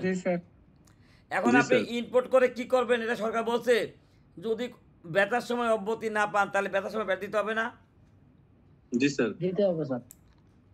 টেবিল 2 আমদানি ও উৎপাদন পর্যায়ে অব্যাহতি মানে কি? আপনি এনে এটা কাঁচামাল হিসেবে ব্যবহার করবেন না? জি স্যার। তাহলে এই একই জিনিস বাণিজ্যিক আমদানিকারক আনলে ব্যাট দেওয়া লাগতে পারে না? পারে কিনা? মানে টেবিল 2 দ্বারা কিছু কিছু জিনিস, মনে করেন আপনি দানা আনলেন বিদেশ থেকে, 15% ব্যাট দেওয়া লাগবে, 5% এটি দেওয়া লাগবে না, কিন্তু বন লাইসেন্সের মাধ্যমে কেউ আনলে দেওয়া লাগে? না স্যার। ঠিক তেমনি কিছু কিছু উপকরণ কাঁচামাল হিসেবে কেউ আনতে পারে কিনা বলেন? আপনি দেখবেন, আপনি শুনেন, আপনাদের মাঝে মাঝে দেখবেন এরকম হয় যে একজন এসে বলতেছে, ভাই আমি এই কেমিক্যালটা আনি, আমি যেই রেটে বেশি রহিম ভাই এর চেয়ে কম রেটে বেচে, কি বুঝছেন? হ্যাঁ স্যার। ওনার মাথায় ধরতেছে না যে আমি তো আইন না 100 টাকা বেচতে পারি না, সে 90 টাকা কিভাবে বেচে, বুঝছেন? এবার বন্ডের মাধ্যমে স্যার। না বন্ড ছাড়াও, বন্ড ছাড়া বুঝেন। 2 বছর পরে মিষ্টি নিয়ে আসে, নিজাম ভাই আজকে থাকেন, দুপুরবেলা লাঞ্চ করবো 2 ভাই একসাথে, আজকে ইয়া বলো কি রহিম ভাই ধরা খাইছে। রহিম ভাই ধরা খাইছে কেমনে? ব্যাটের লোক আসছে, শোনেন, রহিম ভাই একজনকে দিয়ে কি করছে, ওই যে উৎপাদনকারীর কাগজপত্র তৈরি করছে, বুঝছেন? এবার অসৎ অবলম্বন করছে হ্যাঁ, বাঁকা রাস্তা অবলম্বন করছে। সে উৎপাদনকারী কাগজপত্র করে এনে প্রোডাক্ট এনে বিক্রি করে দিছে, তাহলে সে কস্টিংভাবে করছে। ব্যাট অথরিটি মনে করছে সে একজন ম্যানুফ্যাকচারার, কাঁচামাল আনছে। এখন 2 বছর পরে হঠাৎ করে অডিট আসছে, আইসা দেখে কি সে ট্রেডার, তখন এই 2 বছরে ফাইন একসাথে করে দিছে কিনা বলেন? জি স্যার। তাহলে এখন স্যার এটা বেশি দানাতে হয়, এইদিকে দেখছি দানা যত সেল তত লস কিনা বলেন? জি স্যার, লস। ঠিক আছে, তাহলে এই জন্য দেখবেন যে আমি হঠাৎ করে উত্তর দিই না, কারণ সব জায়গায় এক দেখা না। আপনি একজনে বলবেন ব্যবসা করে, তারপরে উনি বলতেছে আজকে বুঝছি যে আমি কেন 100 টাকা বেচি, উনি কেন 90 টাকা বেচে। এখন 3 বছরের টাকা সরকার একসাথে নিয়ে গেছে কিনা বলেন? জি স্যার। তাহলে জি স্যার। এইভাবে আইনের কিছু ব্যাখ্যা আছে, মারপ্যাচ আছে। ঠিক আছে, তাহলে বুঝছেন তো টেবিল 2 দ্বারা কাকে বুঝাইছে? আমদানি ও উৎপাদন পর্যায়ে, তার মানে উৎপাদনকারী কাঁচামাল হিসেবে আনলে অব্যাহতি, কিন্তু কমার্শিয়াল ইম্পোর্টার আনলে ব্যাট থাকতে পারে কিনা বলেন? টেবিল 3, টেবিল 3 দ্বারা উৎপাদন পর্যায়ে, তাহলে পাই ফিনিশ প্রোডাক্টটা আপনার, কি বলেন? টেবিল 3 দ্বারা উৎপাদন পর্যায়ে মানে কি? উৎপাদন করে নিশ্চয়ই আপনি বিক্রি করবেন, কি বলেন? স্যার বুঝি নাই। টেবিল 3-তে কি বলছে? উৎপাদন পর্যায়ে। এই টেবিল 3-তে যারা আছে তারা ম্যানুফ্যাকচারিং করলে ব্যাট অব্যাহতি কিনা বলেন? জি স্যার। জি স্যার, অব্যাহতি। হ্যাঁ। ট্রেডিং হিসেবে করলি স্যার ওটা হ্যাঁ, অব্যাহতি। কিন্তু এই জিনিস আপনি যদি কিনে আরেকজনের কাছে বিক্রি করে, আপনি কি উৎপাদনকারী? না স্যার। না, ট্রেডিং স্যার। তাহলে আপনার ব্যাট থাকতে পারে না। তাহলে স্যার যেমন ইটের ব্যাট কি সুনির্দিষ্ট না? 7.5 মনে হয় স্যার। না না, প্রতি হাজার এত টাকা। আচ্ছা, তারপরে স্যার। 2500 টাকা স্যার। হ্যাঁ, নিউজ প্রিন্ট প্রতি টনে। এখন মনে করেন যারা নিউজ প্রিন্ট উৎপাদন করে তার জন্য এই ব্যাট না। জি স্যার। এখন আপনি যাহা কিনেন তাহাই বেচেন। আপনি যদি নিউজ প্রিন্ট কিনে কারো কাছে বিক্রি করেন, আপনি কি সুনির্দিষ্ট ব্যাট দিবেন না ট্রেডিং ব্যাট দিবেন? Trading bat. বুঝতে পারছেন এবার? তাহলে বুঝতে হবে যে আমি কোন জায়গায় আছি, কি বলেন? মনে করেন বিএসআরএম, কেএসআরএম রড উৎপাদন করে, রড কি প্রতি টনে ব্যাট আছে না? জি স্যার। তাহলে বিএসআরএম, কেএসআরএম এরকম যদি কেউ রড উৎপাদনকারী কেউ সাপ্লাই দেয়, তাহলে সেই ওই হারে ব্যাট দিবে না প্রতি টনে? জি স্যার। কিন্তু আপনি যদি ওইখান থেকে কিনে সাপ্লাই দেয়, তাহলে আপনি যোগানদারে ব্যাট দিবেন না। জি স্যার। তাই বুঝছেন তো এবার যে ভ্যালু অ্যাডেড ট্যাক্স হচ্ছে গিরগিটির মতো, যে ক্ষণে ক্ষণে কি রং বদলায়। বদলাইছে। তার মানে হইলো যে বিএসআরএম ও একটা ব্যাট দিবে, আমি ট্রেডিং কোম্পানি হয়েও তারপর আবার আমার যেটুকু দরকার আমি ততটুকু দিতে না হবে। না, প্রথম হলো তার জন্য তো ব্যাট হচ্ছে সুনির্দিষ্ট, কারণ তার জি স্যার। ক্যারেক্টার হচ্ছে সে ম্যানুফ্যাকচারার, কিন্তু আপনি জি স্যার। হচ্ছেন প্রকিউরমেন্ট প্রোভাইডার। আপনি তো ওই ব্যাট তো আপনার জন্য প্রযোজ্য না। এই যে মনে করেন না। 3য় তফসিলের 5% ব্যাট, গুঁড়া দুধ উৎপাদনকারী তার ব্যাট কি 5%, কিন্তু গুঁড়া দুধ যে কিনে বেচবে তার কি 5% বলেন? জি না স্যার। না স্যার। শোনেন, 3য় তফসিলের প্রথম টেবিল, 2য় টেবিল, 3য় টেবিল, 4র্থ টেবিল, এগুলি ম্যানুফ্যাকচারের, ট্রেডারের না। কিন্তু ট্রেডারের ব্যাট তো ওই যে ট্রেডিং ব্যাট 7.5 বর্তমানে, আগে ছিল 5%, ঠিক না ভাই? জি স্যার। বুঝছেন তো এবার? 3য় তফসিলের টেবিলগুলি কার জন্য? উৎপাদনকারী।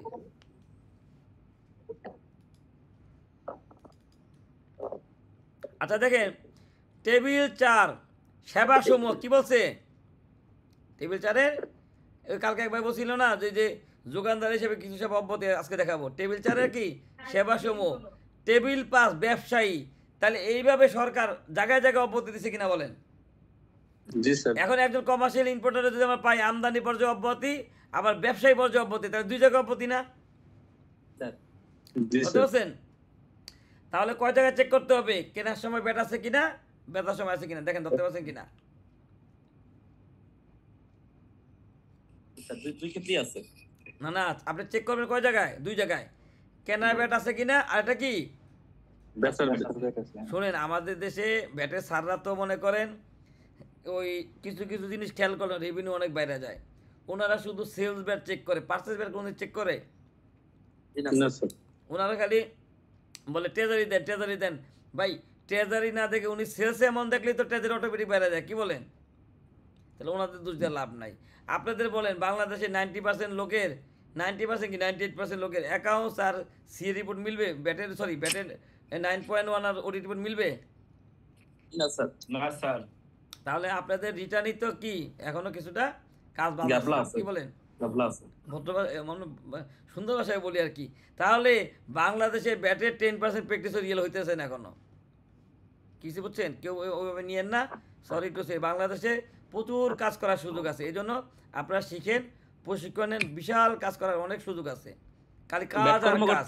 জি ব্যাট কর্মকর্তারা করে কি তাহলে স্যার?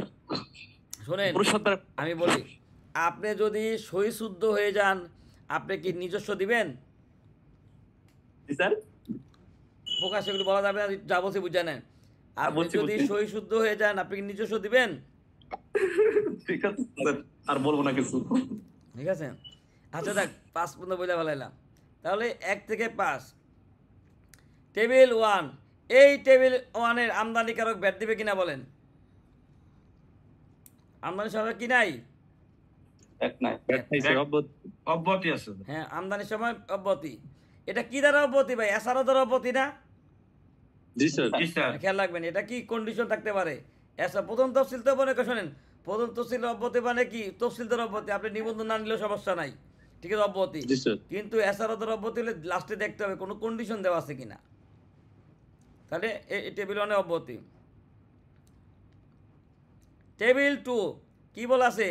আমদানি উৎপাদন পর্যায়ে অব্যাহতি না? জি স্যার। জি স্যার।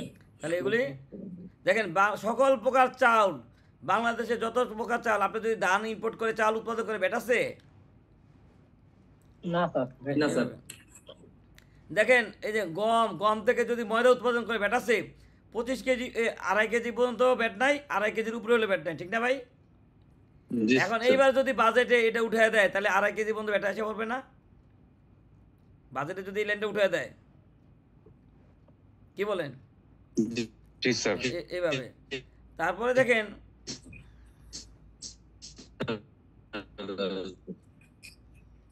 তাহলে এইভাবে সরকার কি এই অনেক কিছু আমদানি উৎপাদন করে, সে সকল প্রকার সার ব্যাট আছে বলেন? জি না স্যার। তারপরে এই যে চেরাই কাঠ, এই যে একবার বলছে পুস্তক, এখন বলছে আমদানি উৎপাদন। আপনি যদি বিদেশ থেকে কোনো বই রয়্যালিটি কিনে এনে উৎপাদন করেন, ব্যাট আছে বলেন? না ভাই আছেন? উত্তর পাইছেন? যে আপনি বিদেশি কোনো একটা বইয়ের তাতে অনুমতি নিলেন, বাংলাদেশে আমি এটাকে উৎপাদন করব, প্রেসে ছাপাবো, তাহলে কি ব্যাট নাই, ঠিক না? জি স্যার। জি স্যার। দেখেন উৎপাদন পর্যায়ে আমি একটু আগে বলছিলাম, দেশে উৎপাদিত গোস্তের উপরে কি আছে? ব্যাট আছে, ঠিক না? আর কি বলছে দেখেন, দেশে উৎপাদিত সকল প্রকার ভোজ্য কাঁচা মাংস প্যাকেটজাত হোক বা না হোক। তাহলে এখন বলেন, বাংলাদেশে গোস্ত উৎপাদন করে ব্যাট আছে কিনা? নাই স্যার, অব্যাহতি। প্যাকেটজাত হইলেও ব্যাট নাই, প্যাকেটজাত না হইলেও কি নাই? ব্যাট নাই। তাহলে বোঝেন কি দাঁড়াইলো? গোস্ত খোলা বেচলে ব্যাট নাই। প্রথম তফসিল দ্বারা গোস্ত 2.5 কেজির উপরে প্যাকেট করে বেচলেও কি ব্যাট নাই, কিন্তু 2.5 কেজি পর্যন্ত ব্যাট ছিল। কিন্তু এছাড়াও তারা বলছে দেশি উৎপাদিত সকল প্রকার গোস্ত প্যাকেটজাত হইলেও ব্যাট নাই, না হইলেও ব্যাট নাই। বুঝতে পারছেন? জি স্যার। জি স্যার। এটা হলো দেশে উৎপাদিত। এখন আমার এক ক্লায়েন্ট বিদেশ থেকে গোস্ত ইম্পোর্ট করে, তার 1 কেজি 2.5 কেজি পর্যন্ত প্যাকেট আছে, তারটা কি হবে বলে? ব্যাট আছে। ঠিক না? বাইশ সব একমত। সেই যদি সোনাগা সাপ্লাই দেয় বা শেরাটন সাপ্লাই দেয় বা রেডিসন ব্লুতে সাপ্লাই দেয়, তো ব্যাট কাটতে হবে না? হ্যাঁ, এখন এটা কেন করছে? যাতে দেশে উৎপাদিত গোস্ত উৎপাদনকারীরা ভালো রেট পায়, কি বলেন? হিসেবে ব্যাটটা দিতে হবে না স্যার? আচ্ছা বোঝেন, সে বিদেশ থেকে 15% ব্যাট দিয়ে প্রোডাক্ট আনছে না, 5% এটি দিচ্ছে, তাহলে তার জন্য চয়েস দুইটা না ভাই? সে রেয়াত নিয়ে 15% প্র্যাকটিস করতে পারে বা ট্রেডিং ব্যাট প্র্যাকটিস করতে পারে না? জি স্যার। আরে স্যার। হ্যাঁ, এটা হলো ট্রেডিং ব্যাট। আবার সে যদি উৎসকতনকারীকে সাপ্লাই দেয়, তার যোগানদারের ব্যাট না, তাহলে তার জন্য ব্যাটের রেট 3টার একটা, হয় স্ট্যান্ডার্ড প্র্যাকটিস করেন, যোগানদার হিসেবে 10% প্র্যাকটিস করেন, অথবা ট্রেডিং ব্যাট 7.5 প্র্যাকটিস করেন বর্তমান রেট অনুযায়ী আর কি। ঠিক আছে? তাহলে দেখেন, একটু বলবেন। মানে সে যদি স্ট্যান্ডার্ড প্র্যাকটিস করে 15%, সে যদি যোগানদার হিসেবে উৎসকতনকারীকে সাপ্লাই দেয় 10%, সে যদি ট্রেডিং ব্যাট হিসেবে খোলা বাজারে জনগণের কাছে বেচে, তাহলে কি 7.5%। ঠিক আছে স্যার। তাহলে দেখেন, থ্যাংক ইউ। Like welcome. প্যাকেটজাত তরল দুধ, পনির, মাঠা তাহলে বলেন প্যাকেটজাত দুধ কি ব্যাট আছে? না স্যার। কিন্তু ওইখানে ছিল যে 2.5 কেজি পর্যন্ত মোরগজাত ব্যতীত, তাহলে মিল্ক বিটার দুধে ব্যাট ছিল না? জি স্যার, ছিল স্যার। কিন্তু এখন এটার দ্বারা কি, এখন বিদেশ থেকে দুধ আনলে কি ব্যাট দিতে হবে? দেখছেন এইভাবে সরকার। স্যার এটা যদি একটু ক্লিয়ার করতে যে প্যাকেট তো তরল দুধটা মনে করেন প্রথম তফসিলে বলা ছিল প্যাকেটজাত তরল দুধ, হ্যাঁ প্যাকেটজাত তরল দুধ এত কেজি পর্যন্ত, তাহলে আমাদের মিল্ক বিটা যারা যারা দুধ উৎপাদন করে সবাই দুধের উপর ব্যাট আছে না? ছিল স্যার। হ্যাঁ, এখন এসআরওতে যা বলছে যে দেশে উৎপাদিত, এই দেখেন কি বলছে, দেশে উৎপাদিত, সরি এটা না, প্যাকেটজাত তরল দুধ, মানে দেশে প্যাকেটজাত তরল দুধ কি নাই এসআরওতে অব্যাহতি, তাহলে কি ব্যাট দেওয়া লাগবে? না স্যার। আচ্ছা, তাহলে এইভাবে সরকার এসআরও দ্বারা কি করে অনেক সময় অব্যাহতি দেয়। দেখছেন এই যে অব্যাহতি দিচ্ছে। এই দেশে উৎপাদিত সকল প্রকার পেঁয়াজ, দেশে উৎপাদিত পেঁয়াজে ব্যাট আছে? না স্যার। এখন ইন্ডিয়ার থেকে যদি পেঁয়াজ আসে সরকার চাইলে ব্যাট দিতে পারে না, যেটা আমাদের দেশে এখন পর্যাপ্ত পেঁয়াজ উৎপাদন, কৃষককে রক্ষা করতে হবে। জি স্যার, এভাবে পারে চিন্তা স্যার। করেন। ঠিক আছে, তাহলে দেখেন খেজুরে ব্যাট আছে? খেজুর না 2.5 স্যার। কেজি পর্যন্ত সার আছে স্যার। জি 2.5 কেজি পর্যন্ত কি সার আছে না স্যার? 2.5 কেজি পর্যন্ত হ্যাঁ, মোরগ বা তিন হ্যাঁ, আপনি খেজুর প্রসেস করেন না, প্যাকেট করেন না। এই দেখেন সকল প্রকার কলা, তারপর মানে আমাদের যে ফলমূল এগুলি ব্যাট আছে বলেন? এই যে বাদাম আছে, গাজর। না স্যার। তাহলে এইভাবেই সরকার মাঝে মাঝে কি শর্ত দিয়েও কি অব্যাহতি দিছে। এই যে লেবু, আঙ্গুর দেখছেন, তরমুজ, আপেল, নাশপাতি কোনো কিছুতে কি নাই, এই তাজা ফল কি নাই, দেশে উৎপাদিত হইতে হবে, ব্যাট নাই।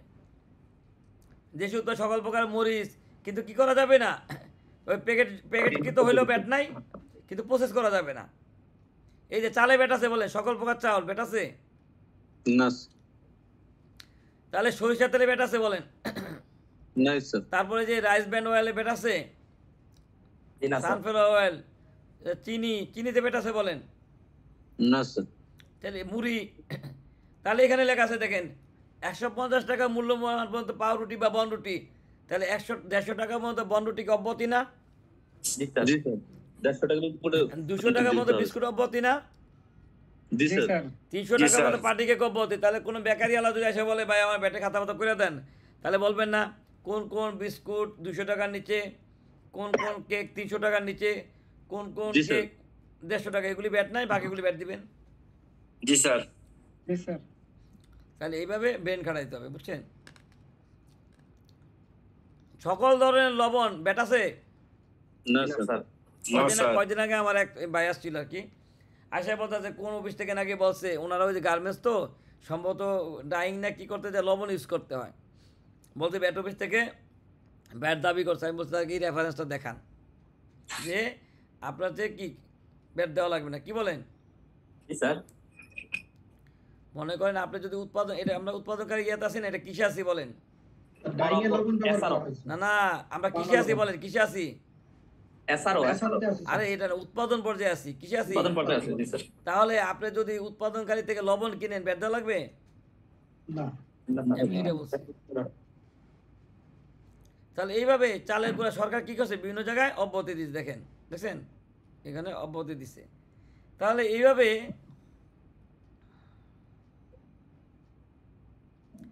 তারপরে দেখেন আপনি চোখ বলাবেন মাঝে মাঝে চোখ বলতে, তাহলে সেবা পর্যায়ে এই সেবাগুলিতে কি নাই এছাড়াদের অব্যাহতি। হোটেল ও রেস্তোরাঁ, মনে করেন টং দোকানটা বলছে আর কি, বাংলাদেশে অভ্যন্তরীণ সকল অস্থায়ী হোটেল ও রেস্তোরাঁ, অস্থায়ী বলিতে বেষ্টনীবিহীন, বিদ্যুৎ ফ্যানবিহীন, বৈদ্যুতিক ফ্যানবিহীন অনধিক 2টি বাতিযুক্ত হোটেল স্তরকে বোঝায়। তার মানে হোটেল আলসালা দিয়ে ঢাকা, কি বলেন? জি স্যার। হোটেল সালাদিয়া তো বিখ্যাত স্যার। দেখ এটাতে কি নাই, ব্যাট নাই। তারপরে ব্যাট নেই, স্যার। এই নির্মাণ সংস্থাতে কি নাই, ব্যাট নাই। তারপরে দেখেন এই যে ছাপাখানা, স্কুলের যদি পুস্তক ছাপান ব্যাট আছে বলেন? তাহলে বই না, স্যার। বেচলেও নাই, বই ছাপাইলেও ব্যাট নাই, বই ইম্পোর্ট করলেও ব্যাট নাই। শিক্ষা পাঠ্যক্রম পুস্তক ইয়ে করলে কি নাই, ব্যাট নাই। ব্যাট নেই। হ্যাঁ, তারপরে দেখেন এইভাবে যে ফটো ছবি প্রিন্ট করলে ব্যাট নাই। ট্রাভেল এজেন্সির কি নাই, ব্যাট নাই। বিমা কোম্পানি এই সার্ভিসগুলো কি উপরে কি নাই, ব্যাট নাই। এই যে আমি বলছিলাম না ব্যাট নাই। যোগানদার, খেয়াল করেন কি বলছে, ওই যে একবার বলছে না শতভাগ রপ্তানিমুখী প্রতিষ্ঠান যোগানদার হিসেবে ব্যাট কাটে, হ্যাঁ ব্যাট অব্যাহতি পায়, ওইখানে তো ব্যাট আছে। কিন্তু বলছে এসআরও দ্বারা এই যোগানদারতে অব্যাহতি দিছে কিনা বলেন, এসআরও দ্বারা। জি স্যার। তাহলে এই যোগান দ্বারা বিডিএস হবে না, কারা হবে না? স্কুলের টিফিন সরবরাহ, জাতীয় শিক্ষাক্রম বা পাঠ্যপুস্তক বোর্ড কর্তৃক প্রদত্ত কার্যাদেশ বা ওই সরকার যখন বই ছাপায় এটার উপরে কি হবে না? ব্যাট হবে না। তুলা সরবরাহ করলে ব্যাট হবে না। ওই যে ওয়েস্টেজ পেপার যেটা ওই যে রিসাইকেলিং হয়, ওই যে বৃষ্টির ঠোঙা বানায়, ওটাতে ব্যাট হবে না। আর তুলা আমদানি করলে কি ব্যাট দিতে হবে না? ভাই আমরা সরবরাহতে আছি, আমদানি করলে আপনার ইম্পোর্ট স্টেজে আমি যতটুকু জানি ব্যাট নাই। আমি যতটুকু জানি, এখন চেঞ্জ হয়েছে কিনা জানি না, আমরা একটা ক্লায়েন্ট ছিল ইদানিং নাই, তুলা আমদানি সময় কি অব্যাহতি। তার একজন ট্রেডার হিসেবে কি এই প্রোডাক্টগুলো বিক্রি করা যাবে জোগাড় করে? হ্যাঁ, যোগানদার হিসেবে ব্যাট নাই তো, আপনি যাহা কিনেন তাহাই বেচেন, আপনি কি যোগানদার না? জি স্যার। তাহলে যোগানদার হিসেবে ব্যাট নাই, কিন্তু নিয়ম মানবেন, খাতা পত্র রাখবেন, ব্যাট দিবেন না। তারপরে প্লাস্টিক বর্জ্য সরবরাহ, ওই যে আমি একটা রিসাইকেল ফ্যাক্টরি দিতেছি, আর আমি যদি এই বোতলটা বর্জ্য, তাহলে কি ব্যাট দেওয়া লাগবে?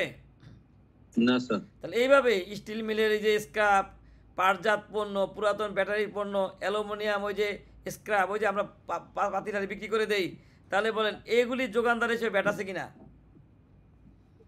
ব্যাট নাই, ব্যাট নাই। তাহলে এই যোগানদার হিসেবে এগুলিও ব্যাট নেই, ঠিক আছে? এইভাবে চিন্তা করেন।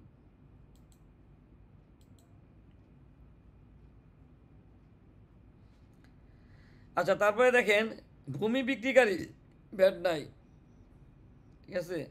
বেসরকারি বিদ্যালয় ব্যাট আছে বলেন? জি না স্যার। খেয়াল রাখবেন, বেসরকারি বিদ্যালয় যারা অ্যাডভাইজার আছে তাদের বলতে, তাদের একটা টিপস দিব। বেসরকারি মেডিকেল কলেজে ব্যাট আছে? জি না স্যার। জনশক্তি রপ্তানি কলে ব্যাট আছে? জি না স্যার। আচ্ছা, এগুলো খেয়াল রাখবেন, টিপস দিও। Sir tailoring shop, Taylor sir, সেটা তো বলছে আপনি তো স্যার টেইলারিং শপে ব্যাট নাই, কিন্তু যায় যদি ঠান্ডা ঠান্ডা লাগে তাহলে ব্যাট দিতে হবে। জি স্যার। স্যার হিমাগারের সেবায় ব্যবহৃত বিদ্যুৎ কাইন্ডলি একটু বলবেন? কোন জায়গায় ভাই? হিমাগারের সেবায় ব্যবহৃত বিদ্যুৎ টেইলারিং এর উপরে। আচ্ছা দেখেন, শেষ কাজে ও হিমাগার সেবায় ব্যবহৃত বিদ্যুৎ, মনে করেন আপনি একটা কোল্ড স্টোরেজ ইয়া করছেন, হ্যাঁ, ওইখানে বিদ্যুতের লাইন আছে, এখন আপনি যদি যথাযথ নিয়ম মানতে পারেন আপনার বিদ্যুতে ব্যাট আসবে না। আসসালামু আলাইকুম স্যার, একটা কোশ্চেন ছিল। বলেন। পুরাতন ব্যাটারি সরবরাহের ক্ষেত্রে কি ভ্যাট নাই? মানে আমরা যদি নরমালি এই যে লেখাই তো আছে, এই যে পুরাতন ব্যাটারি সরবরাহ, আপনি না, আমি ওটা দেখে প্রশ্নটা করছি। আমরা যদি লোকাল মার্কেট থেকে অনেকগুলা, ধরুন এক গাড়িতে 12 টন মাল, এক গাড়িতে 12 টন মাল কিনে যদি আমি ফ্যাক্টরিতে পাঠাই, সেক্ষেত্রে কি আমাকে 12 টন মালের সাথে কি কোনো ভ্যাট চালান দিবেন, ব্যাট দিবেন না? চালান দিবেন, ব্যাট দিবেন না। 6.30 ইস্যু করবেন, কিন্তু এটা শূন্য 6.30 ইস্যু করবেন, মানে এটা অব্যাহতিপ্রাপ্ত, এসআর দ্বারা অব্যাহতিপ্রাপ্ত লিখে দিবেন, এসআর এত দ্বারা অব্যাহতিপ্রাপ্ত। ওকে, থ্যাংক ইউ স্যার, আসসালামু আলাইকুম। আচ্ছা, ওয়ালাইকুম আসসালাম। তাহলে দেখেন এইভাবে স্থান বা স্থাপনা ভাড়া গ্রহণকারী, এদের এই স্থাপনা ভাড়া গ্রহণকারীও কি নাই? ব্যাট নাই। ক, নিবন্ধিত বা তালিকাভুক্ত প্রস্তুতকারক বা উৎপাদনকারী কর্তৃক কারখানা ভাড়া। তাহলে আপনি যদি নিবন্ধনটা কারখানা হিসেবে হয় তাহলে কি করতে হবে না? ভাড়ার উপরে ব্যাট দিতে হবে না। দেখেন কারো লাভ হয়েছে কিনা। মানে আপনি যদি একটা ফ্যাক্টরি হিসাবে জায়গা ভাড়া নেন তাহলে এই ভাড়ার উপরে কি দিতে হবে না? ব্যাট দিতে হবে না। দিতে হবে না, ঠিক আছে? আচ্ছা। খ, সম্পূর্ণ আবাসিক কাজে ব্যবহারের উদ্দেশ্যে প্রদত্ত সুবিধা এবং বাণিজ্যিক উদ্দেশ্যে ব্যবহৃত অনধিক 150 স্কোয়ার ফুট আয়তনের কোনো স্থাপনা। মনে করেন আপনি একটা ফ্ল্যাট ভাড়া নিলেন, এর অর্ধেক মনে করেন আপনি থাকেন, অর্ধেক অফিস করেন, তাহলে অর্ধেক কি ভাড়া ব্যাট নাতে পারবেন না? আপনি দেখবেন যে অনেক সময় বাইং হাউস করে, যে একটা ফ্লোরে বাইং হাউস, আর একটা ফ্লোরে কি ওই বায়াররা থাকে অথবা ফরেনাররা থাকে, তাহলে ব্যাট দেওয়া লাগবে যেটা থাকে। 150 পড়ে যায়। সম্পূর্ণ আবাসিক কাজে মনে করেন একটা বিল্ডিং ভাড়া করে দিয়ে দিলেন, ইংলিশ মিডিয়াম স্কুল, একটা ইংলিশ ভাড়া করে টিচারদের থাকার জন্য দিয়ে দিলেন, স্কুলে ভাড়া স্কুল কর্তৃপক্ষ দেয় বিল্ডিং এর, তাহলে কি ব্যাট দেওয়া লাগবে? লাগবে না স্যার। এবার চিন্তা করেন। হ্যাঁ, বাণিজ্যিক উদ্দেশ্যে ব্যবহৃত 150, আপনি মনে করেন অফিসটা 150 স্কোয়ার ফিটের নিচে বা দোকানটা 150 স্কোয়ার নিচে, তাহলে কি ব্যাট দেওয়া লাগবে? নিচে লাগবে না। হ্যাঁ, নিচে লাগবে না। এখন দেখেন মজার কাহিনী, মনে করেন আমি যখন প্রথম দিকে এখন তো ব্যাট দিই, আমার আর আমার খালাতো ভাইয়ের অফিস ছিল 250 স্কোয়ার ফিট। কি কত? 250। ব্যাটের লোক আসছে প্রথম দিকে, যে ভাই আপনি 250 স্কোয়ার ফিট ব্যাট দেওয়া লাগবে। আমি কই ভাই দেখেন 2টা রুম, এখানে নিজাম ট্রেড বিডিসি, আর এখানে ধরেন এই ওনার নাম আর কি, এই ট্রেডিং, তাহলে আমরা তো 125 করে পড়ছে, কি বুঝছেন?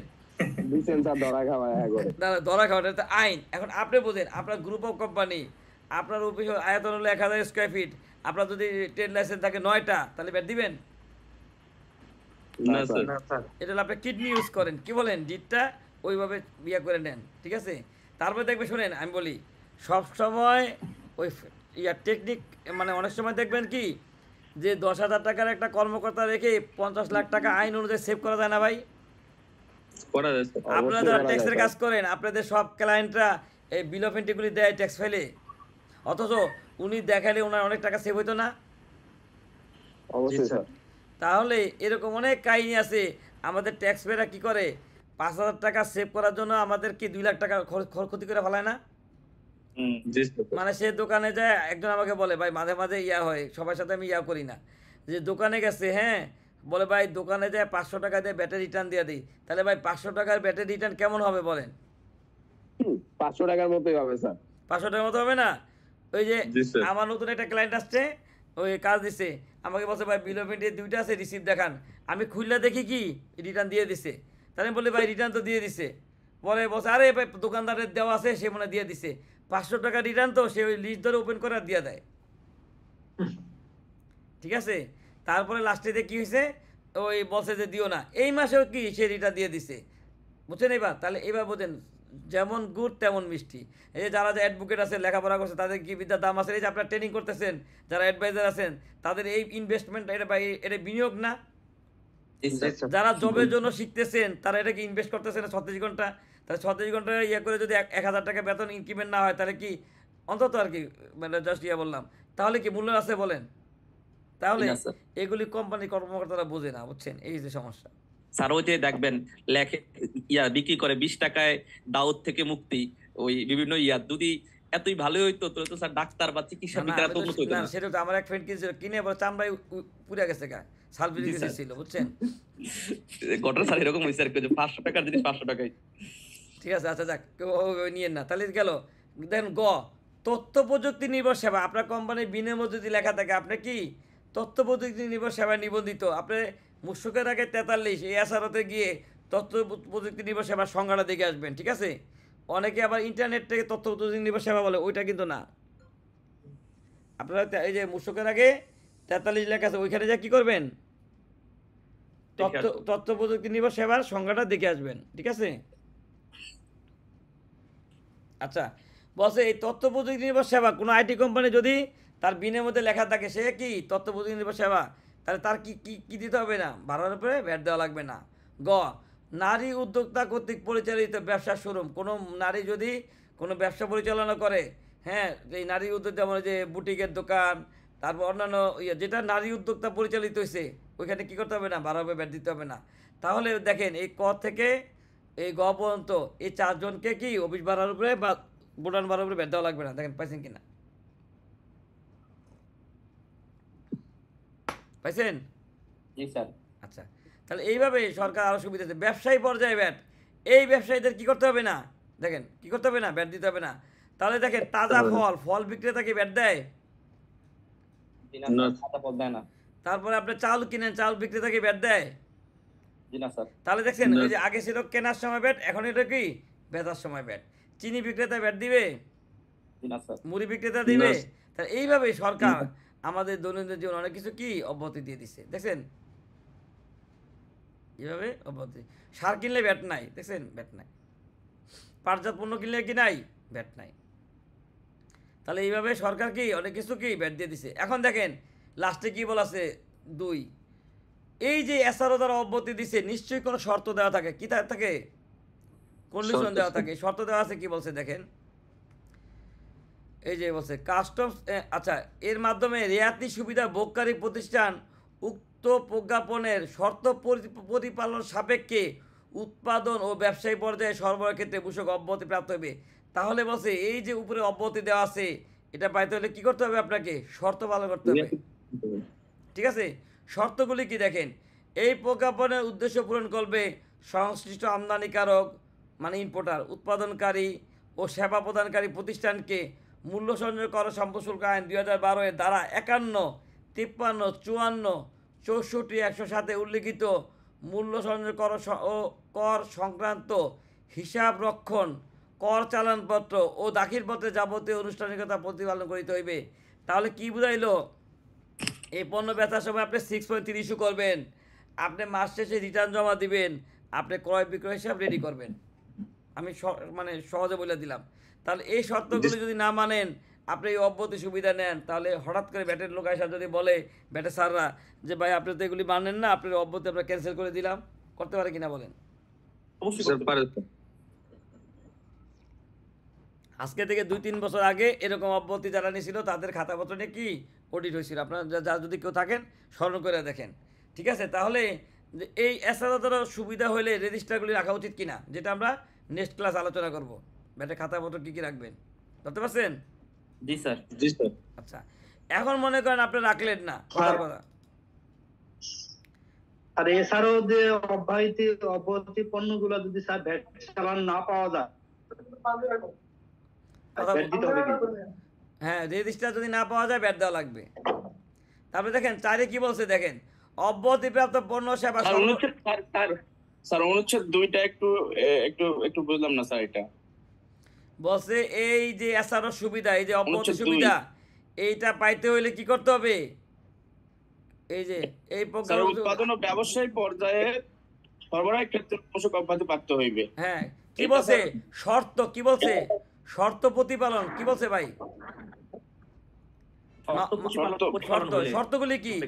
এই যে আপনাকে কি করতে হবে? ইমাম ভাই কেমন আছেন? 51, 53, 54 128 নাম্বার স্যার ইমাম কাস্টম কে স্যার কাস্টম কে স্যার ওটা দান ভাই একটু মিট করে নি। হ্যাঁ ইমাম ভাই কেমন আছেন?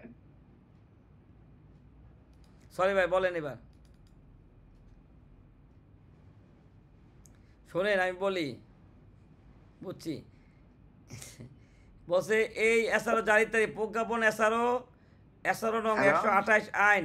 ভাই আপনি একটু পার্সোনাল কথা একটু সাইডে যায় বলেন না। 128 2020 69 কাস্টমস। আপনি মনে করেন ব্যাটের যেমন এসআরও হয়, কাস্টমসের এসআরও হয় কিনা? হ্যাঁ কাস্টমসের এসআরও স্যার, এটা বুঝছি। হ্যাঁ, কাস্টমসের এই হলুদ বই আছে, দেখাচ্ছি।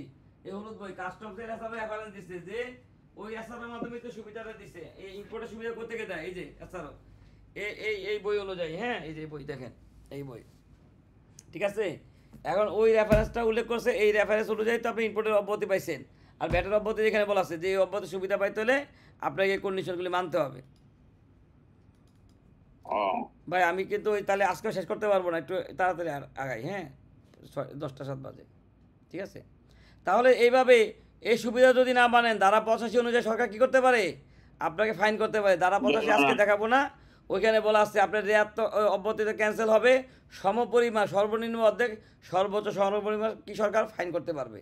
তাহলে আপনি তো ব্যাট দিবেন, আরও কি জরিমানাও করবে। 1 লাখ টাকা জরিমানা স্যার। ওটা তো আপনি বলছেন। এখন 5 কোটি টাকা মনে করেন ব্যাট দিল না, অব্যাহতিপ্রাপ্ত পাইলো, এখন সরকার 5 কোটি টাকা দাবি করে বসতে পারে না? পারা স্যার। আচ্ছা, এই যে এসআরও, শুধু একটা এসআরও দ্বারা না, বুঝছেন? দেখেন, হ্যাঁ দেখেন, খেয়াল করেন। আপনারা এই 15 মিনিট একটু পুষ্ট করেন, আমি তাহলে ওই যে নাহলে শেষ করতে পারবো না আজকে ইয়াটা। এইভাবে সরকার দেখেন, এই দেখেন তো এই মূসকের আগে কি লেখা আছে? 1 লাখ আছে না জাকির স্যারের বই? দেখেন 1 লাখ আছে কিনা বলেন। এক মূসক এখানে কি এসআরও লেখা আছে? 33 আইন। না না, এসআরও লেখা আছে কিনা বলেন আগে। হ্যাঁ, স্যারও জানে যে এটা নিয়ে ঝামেলা হয়েছিল, এই জন্য স্যারে কি করছে, বই থেকে উঠাই দিছে। দেখেন মূসকের আগে 2 আছে কিনা, মূসকের আগে 3 আছে কিনা বলেন। তাহলে এটা হলো এসআরও নাম্বার, বুঝছেন? এবার এটা হচ্ছে কি, এটা রিপিট হয় না, এটা এসআরও নাম্বার। আচ্ছা এখন দেখেন সরকার কি করে, এই এসআরও দ্বারা অব্যাহতি দেয়। দেখেন এই দেখেন তো 31 নাম্বার এসআরও, 30 নাম্বার এসআরও সরকার অব্যাহতি দিচ্ছে কিনা বলেন। জি স্যার।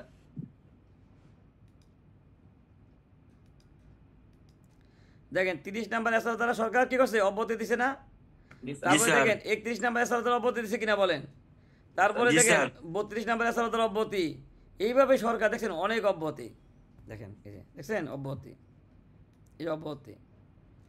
এইভাবে আপনারা শুধু একটা এসআরও দেখলে হবে না, যখন অব্যাহতি খুঁজবেন আইন বিধিতে যখন কিছু পাবেন না, তফসিলে পাবেন না, তখন কি করবেন? এসআরওতে এইভাবে চোখ করে দেখবেন যে কোনো অব্যাহতির এসআর আছে কিনা, দেখছেন এইভাবে। এই যে বেশিরভাগ এসআরই অব্যাহতি রিলেটেড আর পরিবর্তন রিলেটেড, দেখছেন অব্যাহতি।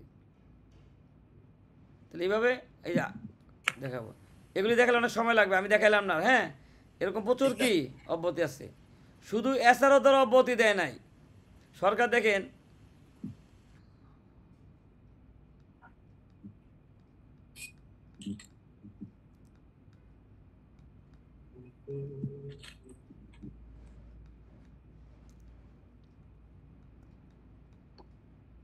দেখেন তো এটা কি লেখা আছে, অন্যান্য প্রজ্ঞাপন লেখা আছে না?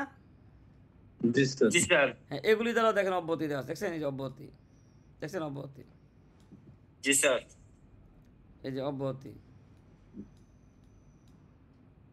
এইভাবে অব্যাহতি। তারপর সাধারণ আসে মানে জেনারেল অর্ডার না ভাই? জি স্যার। এই দেখেন জেনারেল অর্ডার দ্বারা অব্যাহতি দেওয়া আছে, দেখছেন অব্যাহতি। জি স্যার। এই দেখছেন রূপপুর পরমাণু বিদ্যুৎ কেন্দ্র অব্যাহতি, দেখছেন এই যে অব্যাহতি। তাহলে এইভাবে সরকার অব্যাহতি দিছে। শুধু এটা না, দেখেন বিশেষ আদেশ স্পেশাল অর্ডার, এটা দ্বারাও কি আছে অব্যাহতি, দেখছেন স্যার দেখছেন এই যে অব্যাহতি। তাহলে এইভাবে এই যে দেখছেন অব্যাহতি, অব্যাহতি, অব্যাহতি, ব্যাখ্যা দ্বারা অব্যাহতি আছে। এগুলোর এগেইনস্টে কি উৎস কর্তন করতে হবে স্যার? 6.6 নেওয়া লাগবে যদি আমি বিক্রয় করি? হ্যাঁ, উৎসকর্তনকারী কারণ এছাড়াও তারা অব্যাহতিতে বলা আছে বিদেশ কাটতে হবে, অন্যদের জন্য অব্যাহতি, বুঝলেন নাই? উৎসকর্তনকারী বিদেশ কাটবে। তাহলে এইভাবে সরকার অব্যাহতি দিছে। তাহলে বলেন আমার এই যে আমি যে ফর্মুলা দাঁড় করেছি এটা ঠিক আছে কিনা? ধারা 15 অনুযায়ী ব্যাট 15%, প্রথম তফসিলে থাকলে ব্যাট দিবেন না, কিন্তু নিয়ম কানুন মানবেন। এসআরও জিও এসও দ্বারা হলে কি ব্যাট দিবেন না, কিন্তু কি নিয়ম কানুন মানবেন, ঠিক না ভাই? তৃতীয় তফসিল হলে ওইটা প্র্যাকটিস করবেন বা 15% প্র্যাকটিস করবেন। এখন লাস্ট আছে 100% এক্সপোর্ট হলে ব্যাট 0 কি আলোচনা করি। এখন দেখেন 100% এক্সপোর্ট হলে 4টা শর্ত জানতে হবে। বিধি 21 ধারা 21, খেয়াল রাখবেন। 21শে ফেব্রুয়ারির কথা মনে রাখবেন। 21শে ফেব্রুয়ারি বেদিতে ফুল দেন, তাহলে কি বুঝছেন? বিধি 21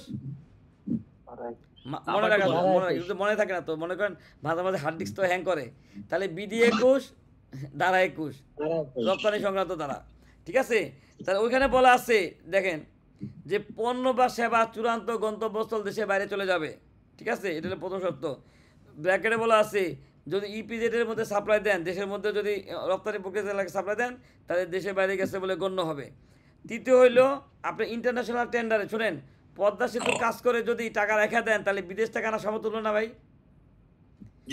ইন্টারন্যাশনাল টেন্ডারে কাজ করে যদি আপনি দেশের টাকা দেশে রেখে দেন তাহলে বিদেশ টাকা না সমতুল্য কিনা বলেন?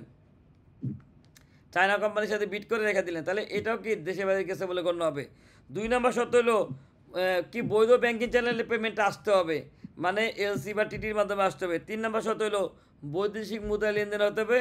4 নম্বর শর্ত হলো টাকা যে আসছে প্রসিড রিলাইজেশন সার্টিফিকেট থাকতে হবে। এই 4টা শর্ত মেনে যদি আপনি রপ্তানি করেন তাহলে ব্যাট কি 0। দেখেন বুঝছেন কিনা?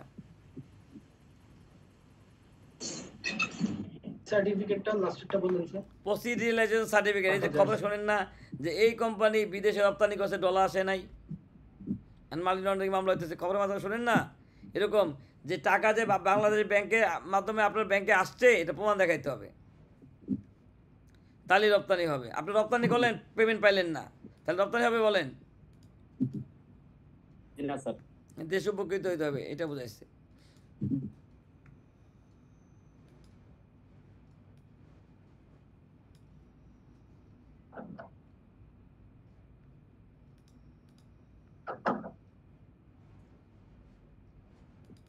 আপনাদের তারপরে ক্লাস করে রবিবার দিন না? আচ্ছা, এই কদিন আপনার ভিডিওগুলি দেখেন, দেখে স্টাডি করেন।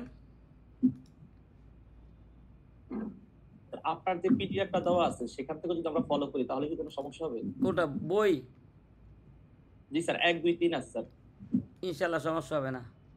ঠিক আছে স্যার। ওই প্রিন্টিং মিস্টেক যদি থাকে একটু খেয়াল করেন, যদি মানুষ স্যার আপনি একবার বলছিলেন যে আমার যে আপনি যখন আইনগুলো ফলো করেন, যে আইন কোন আইন থেকে কোন বিধি কোন এসআর হতে যাইতে হবে, এইভাবে একটা আপনি নাকি একটা বানাইছিলেন, এটা কি দিতে পারবেন স্যার? আচ্ছা দিয়ে দিব না, মনে থাকে না তো, ওই যে ইয়া করেন গ্রুপে মনে করাই দেন, দিয়ে দিব না। গ্রুপে দিয়ে দিলাম, পিডিএফ দিয়ে দিলে আমরা পিডিএফ ডাউনলোড করে রাখলাম আমাদের কাছে। শুনুন ভাই, আমাদের গ্রুপে দিয়ে দিলে ভালো আমি হতো বলি স্যার। আপনার সবাই কাছে পাঠাইতাম। আপনার কাছে শুধু জাকির স্যারের বই দিব না, বুঝছেন? বই ছাড়া, কারণ এটা তো কপিরাইটের ব্যাপার, তো বই ছাড়া সব দিয়ে দিব, কারণ আপনাদের কাছে আমার 28 কোটি টাকা আছে। ইনশাআল্লাহ স্যার। এই টাকা নেওয়ার জন্য আমি বৈধভাবে যা করার লাগে করো, ট্রেনিং করাই, করাই, কনসালটেন্সি করি, ঠিক আছে?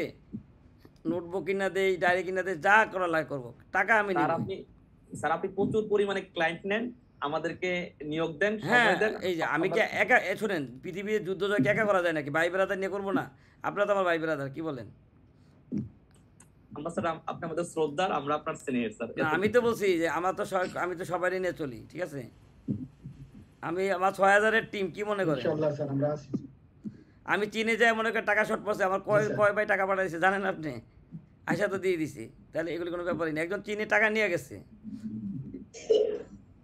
আচ্ছা দাঁড়ান, এটা বের করে নেই। এই যে এক্সপোর্ট, খেয়াল করেন সবাই, ছবিটা একটু খেয়াল করেন ভাই, ছবি কি দেখা যায়? দেখা যায় স্যার। আচ্ছা, এখন দেখেন জি স্যার, দেখা যায়। একটা উদাহরণ দিয়ে বুঝাই। এটা যে হ্যাঁ, আপনাদের অনলাইনের জন্য করছিলাম, এটাই দেখেন।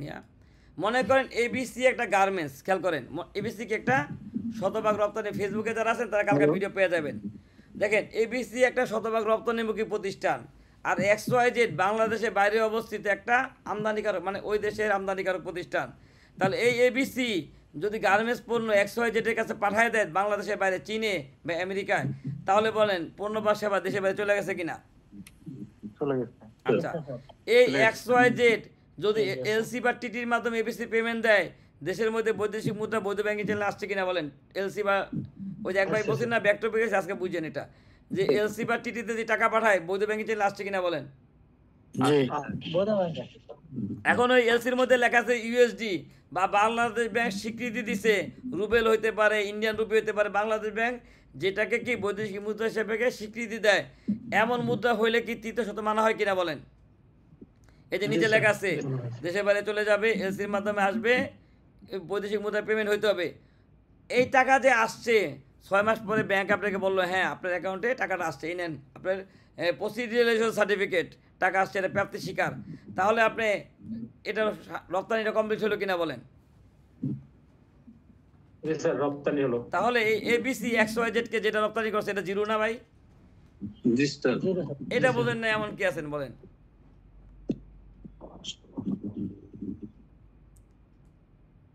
প্রশ্নটা যদি স্যার আবার একটু করতেন, মানে প্রশ্নটা বলছি ভাই বেশি রিপিট করা যাবে না, এমনি আবার আজকাল লেট হয়েছে আধা ঘন্টা, আপনি আজকে কোশ্চেন আনসার করেন না, সংক্ষিপ্তভাবে 1-2টা করেন, ঠিক আছে? রিকোয়েস্ট আর কি, নেক্সটে বসাই দিব না, হ্যাঁ? আচ্ছা দেখেন, তাহলে এবিসি XYZ এর কাছে পণ্য রপ্তানি করে দিছে, এলসির মাধ্যমে পেমেন্ট পাইছে, যেখানে ইউএসডি লেখা ছিল, এবং 4 নাম্বার শর্ত ব্যাংক বলছে হ্যাঁ টাকাটা আসছে, তাহলে এবিসি XYZ এর কাছে রপ্তানি করছে না ভাই? স্যার আচ্ছা, এই এবিসির সেলসটা তাহলে জিরো, ঠিক না? এটাই তো এক্সপোর্ট, সরাসরি এক্সপোর্ট। এখন এই এবিসি কার্টুন ফ্যাক্টরি থেকে কার্টুন কিনে না, জি স্যার, কেনে। প্যাকিং ফ্যাক্টরি থেকে প্যাকিং কিনে, ডাইং ফ্যাক্টরি থেকে ডাইং করায়, অ্যাক্সেসরিজ থেকে অ্যাক্সেসরিজ কিনে, তাহলে এরা এবিসির মাধ্যমে পণ্য দেশে বাইরে পাঠাইছে না?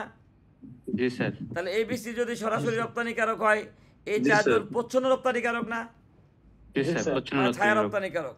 আচ্ছা, এবিসি যদি back to back LC master এলসির মাধ্যমে পেমেন্ট পায়, এবিসি এই চারজনকে ব্যাক টু ব্যাক এলসি দিতে পারে না? জি স্যার, দিতে পারে। তাহলে আমরা বলতে পারি না যে এটা কি ওই যে দ্বিতীয় শত মানলো, এবিসি যদি ইউএসডিতে পেমেন্ট পায়, তাহলে সেও কি ব্যাক টু ব্যাক ইউএসডি দিতে পারে না? পারে স্যার। জি স্যার। এবিসি টাকা আসার প্রমাণ যদি থাকে, তাহলে এদের প্রমাণ পাওয়া যাবে না? জি স্যার, যাবে তাহলে স্যার। এবিসি যদি সরাসরি রপ্তানিকারক হয়, এই চারজন প্রচ্ছন্ন রপ্তানিকারক, দেখেন তো। জি স্যার। তাহলে এবিসির সেলস যেমন জিরো, এই চারজনের সেলস জিরো না? তাহলে এবিসি সেলস যেমন জিরো, পারচেজও জিরো না? ওই যে জ্যামিতির মতো, কি বলেন? এদের যদি সেলস জিরো হয় তাহলে এবিসি, তাহলে এইভাবে রপ্তানিকারক যদি নিয়ম কানুন মানে, কেন ব্যাট নাই, বেচাও কি ব্যাট নাই। কিন্তু এর মধ্যে এই নবাবপুরের এক ভাই অ্যাক্সেসরিজ বিক্রি করে, সে বললো আমি ব্যাংকিং চ্যানেলে বাংলা টাকায় নিব, তাহলে বলেন এখন ব্যাট চলে আসবে না? এখন যদি সেই ভাই যদি উৎপাদনকারী হয়, ব্যাট কত পার্সেন্ট? 15%। সেই ভাই যদি, এটা তো আগের ডিজাইন, সেই ভাই যদি যোগানদার হয় 10%, সেই ভাই যদি ট্রেডিং ব্যবসায় কত 7.5%, এটা বুঝতে পারছেন কিনা বলেন? জি স্যার বুঝতে পারছি। আচ্ছা, ঠিক অনুরূপভাবে কার্টুন ফ্যাক্টরি যদি কাগজ এইভাবে যতক্ষণ পর্যন্ত আপনি সবাইকে এলসি দিতে পারবেন, সবাই ব্যাট কি জিরো না? জি স্যার। যতক্ষণ পর্যন্ত দিতে পারবেন, ঠিক না? আচ্ছা, এই কাগজের ক্রেতা যদি ব্যাংকিং চ্যানেলের টাকা নেয় বাংলা টাকায়, তাহলে ব্যাট আছে না? জি স্যার। আচ্ছা, এখন এই দুইজনকে আপনারা বুঝাইলেন যে ভাই এইভাবে করলে তো আপনি লস করেন, আপনি এক কাজ করেন, আপনি রিয়েল প্র্যাকটিস করেন। এখন মনে করেন এরা দুজন কি আপনার থেকে শিখলো, হ্যাঁ ভাই ঠিক আছে আমি এখন থেকে কী করবো, এলসির মাধ্যমে সাপ্লাই দিব, তাহলে দেখেন তো এখন কি ব্যাট হয়ে যাবে না? দেখেন তো, খেয়াল করেন এখন এই যে কি করছে দেখেন, বিদেশে রপ্তানি করছে এলসির মাধ্যমে, ইউএসডিতে প্রসিডার সার্টিফিকেট আছে, এখন জিরো হয়ে যাবে না? এটাও দেখেন এই যে এক্সপোর্ট করছে এলসির মাধ্যমে, তারপরে দেখেন এই যে ইউএসডিতে, তাহলে এটা কি জিরো হবে কিনা বলেন? জি স্যার। এই দুইটা বোঝেন না এমন কি আছেন? জি স্যার, বুঝছি স্যার। আচ্ছা, এখন আপনারা বলবেন বাইং হাউস থাকে না আমাদের ফ্যাক্টরিতে, বাইং হাউস? জি স্যার। আচ্ছা, এখন দেখেন এখানে একটা বাইং হাউস আছে, খেয়াল করেন এই বাইং হাউসটা হলো কি XYZ এর প্রতিনিধি। কি কার প্রতিনিধি? XYZ এর প্রতিনিধি। এই XYZ এই এসকে বাইং হাউসকে কি করে, ডলার এলসির মাধ্যমে কিছু ডলার পাঠায় তার অফিস পরিচালনার জন্য। তাহলে বলেন এসকে বাইং হাউস এবিসির কিউসি দেখে দিল, কিন্তু পেমেন্ট দিল XYZ, তাহলে ক্রেতা বিক্রেতা কি একই হইলো বলেন? তাহলে আমরা যদি বলি এসকে বাইং হাউস হচ্ছে তার লিয়াজ অফিস, কি বলেন? জি স্যার। তাহলে এই টাকাটা দেশে অফিস পরিচালনার জন্য না? জি স্যার। তাহলে বলেন এই যে টাকা পাইলো এটার উপরে ব্যাট দেওয়া লাগবে না? কারণ সে তো যাকে সেবা দিচ্ছে সে টাকা দেয় না, দিছে না স্যার। আচ্ছা, এখন যদি এরকম হয়, চেঞ্জ করে আপনি ইয়া করলেন, সিস্টেমটা এরকম করলেন, দেখেন এরকম করে দিলেন যে আমি সব ডলার এসকে বাইং হাউসকে দিয়ে দিলাম রপ্তানি কাজ আদেশ, এসকে বাইং হাউস এবিসি থেকে কিনে রপ্তানি করলো, তাহলে এসকে বাইং হাউস রপ্তানিকারক হয়ে যাবে না? মোট পেমেন্টের মধ্যে আমি 1000 টাকা বেশি দিয়ে দিলাম, $1000 বেশি দিলাম, ধরেন 1,01,000 টাকা দিলাম ইউএসডি, তাহলে এসকে বাইং হাউস কি করলো, এবিসি কে ব্যাক টু ব্যাক এলসিতে $1,00,000 দিয়ে দিল, 1000 সে রেখে দিল, তাহলে এখন কি জিরো হবে না? তাহলে এটা হলো কি রপ্তানিকারক, সে হলো প্রচুর রপ্তানিকারক, এরাও কি প্রচুর রপ্তানিকারক। দেখেন এটা বুঝছেন কিনা? অথবা আরেকটা কাজ করেন যে এবিসি কে যখন মাস্টার এলসি দিবেন, এই যে এসকে বাইং হাউসের পেমেন্টও এবিসি কে দিয়ে দেন, ওরা বলেন যে এসকে বাইং হাউসকে আপনি back to base LC QC চার্জটা দিয়ে দেন, তাহলে এটাও কিন্তু জিরো হবে। দেখেন ধরতে পারছেন কিনা? ধরতে পারছেন? আচ্ছা, আপনারা স্ক্রিন দেখেন, অসুবিধা নাই। তাহলে বলেন এখন আপনারা ওই যে সকালবেলা বসে বসে ব্যাটের হার কত পার্সেন্ট বের করতে পারবেন কিনা?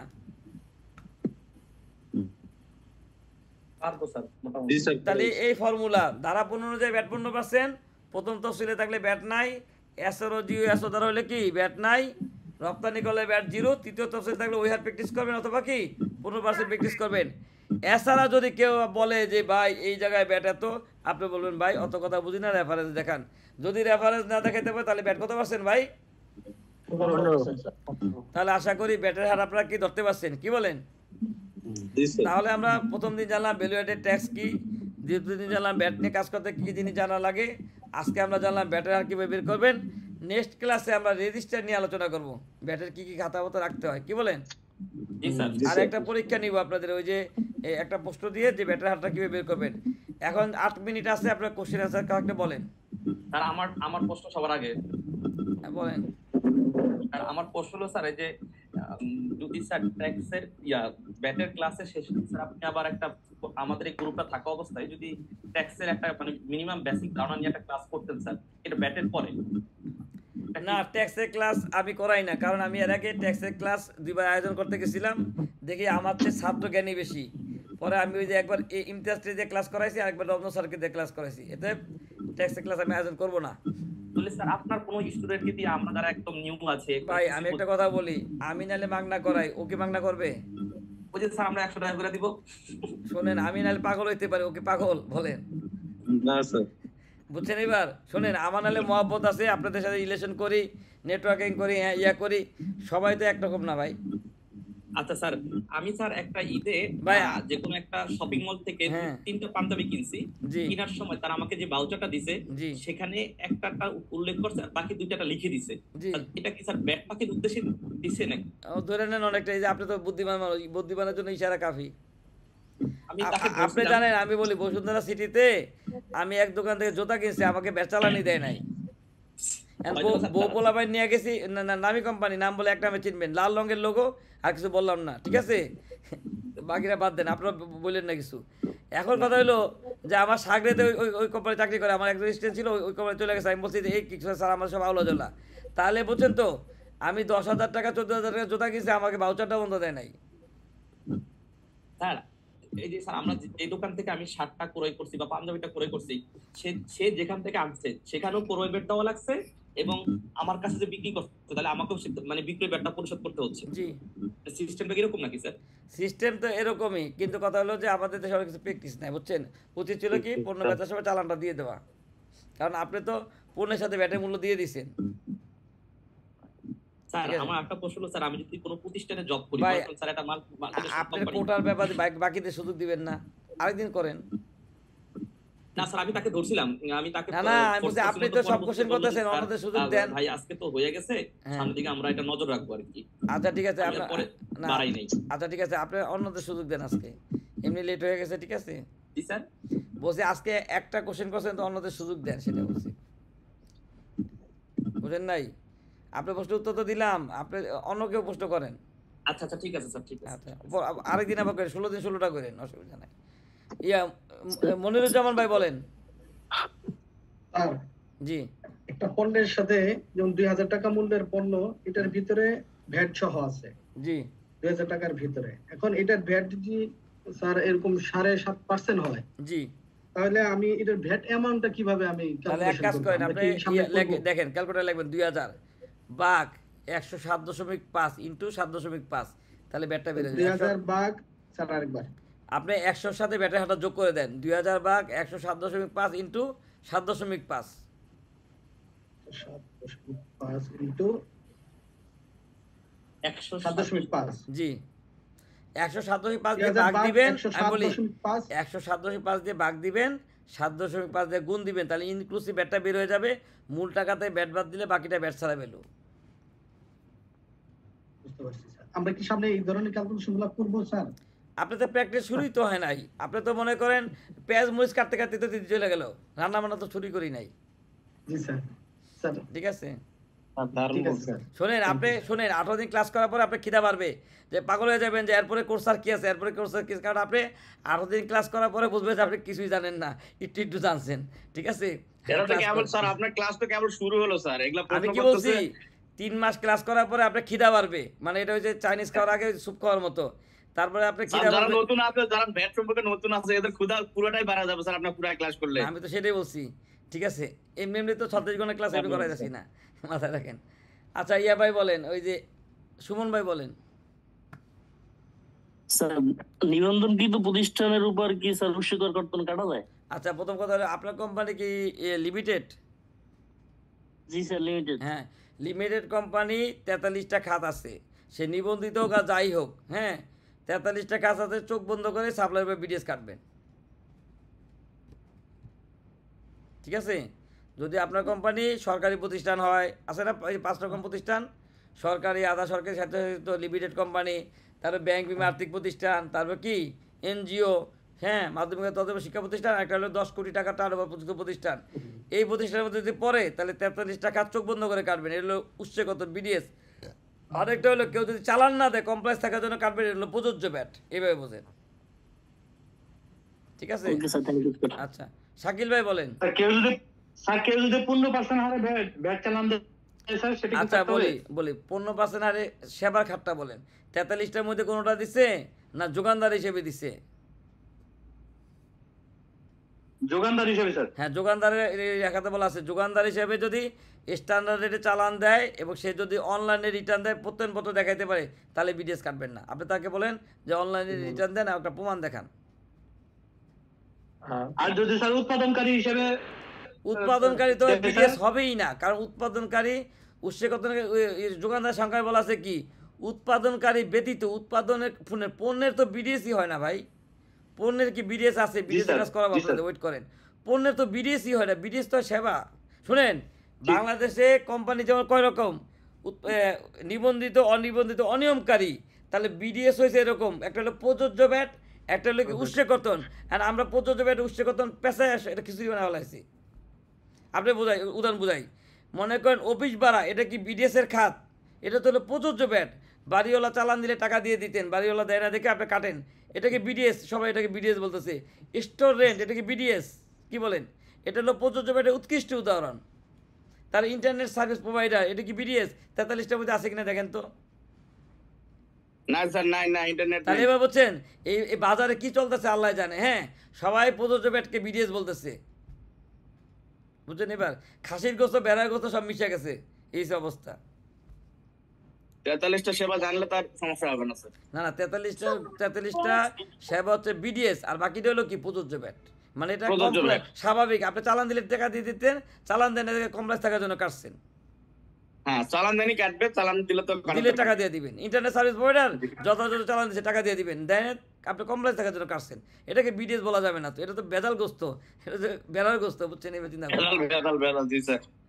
আচ্ছা যাক, ইয়া ভাই বলেন, কি উনি সম্ভবত কম্পিউটার নাম দেওয়া আছে লিনোভো ভাই, নাম যেহেতু জানি না, বেদবি নিয়ে না, আপনি বলেন, প্রশ্ন করেন।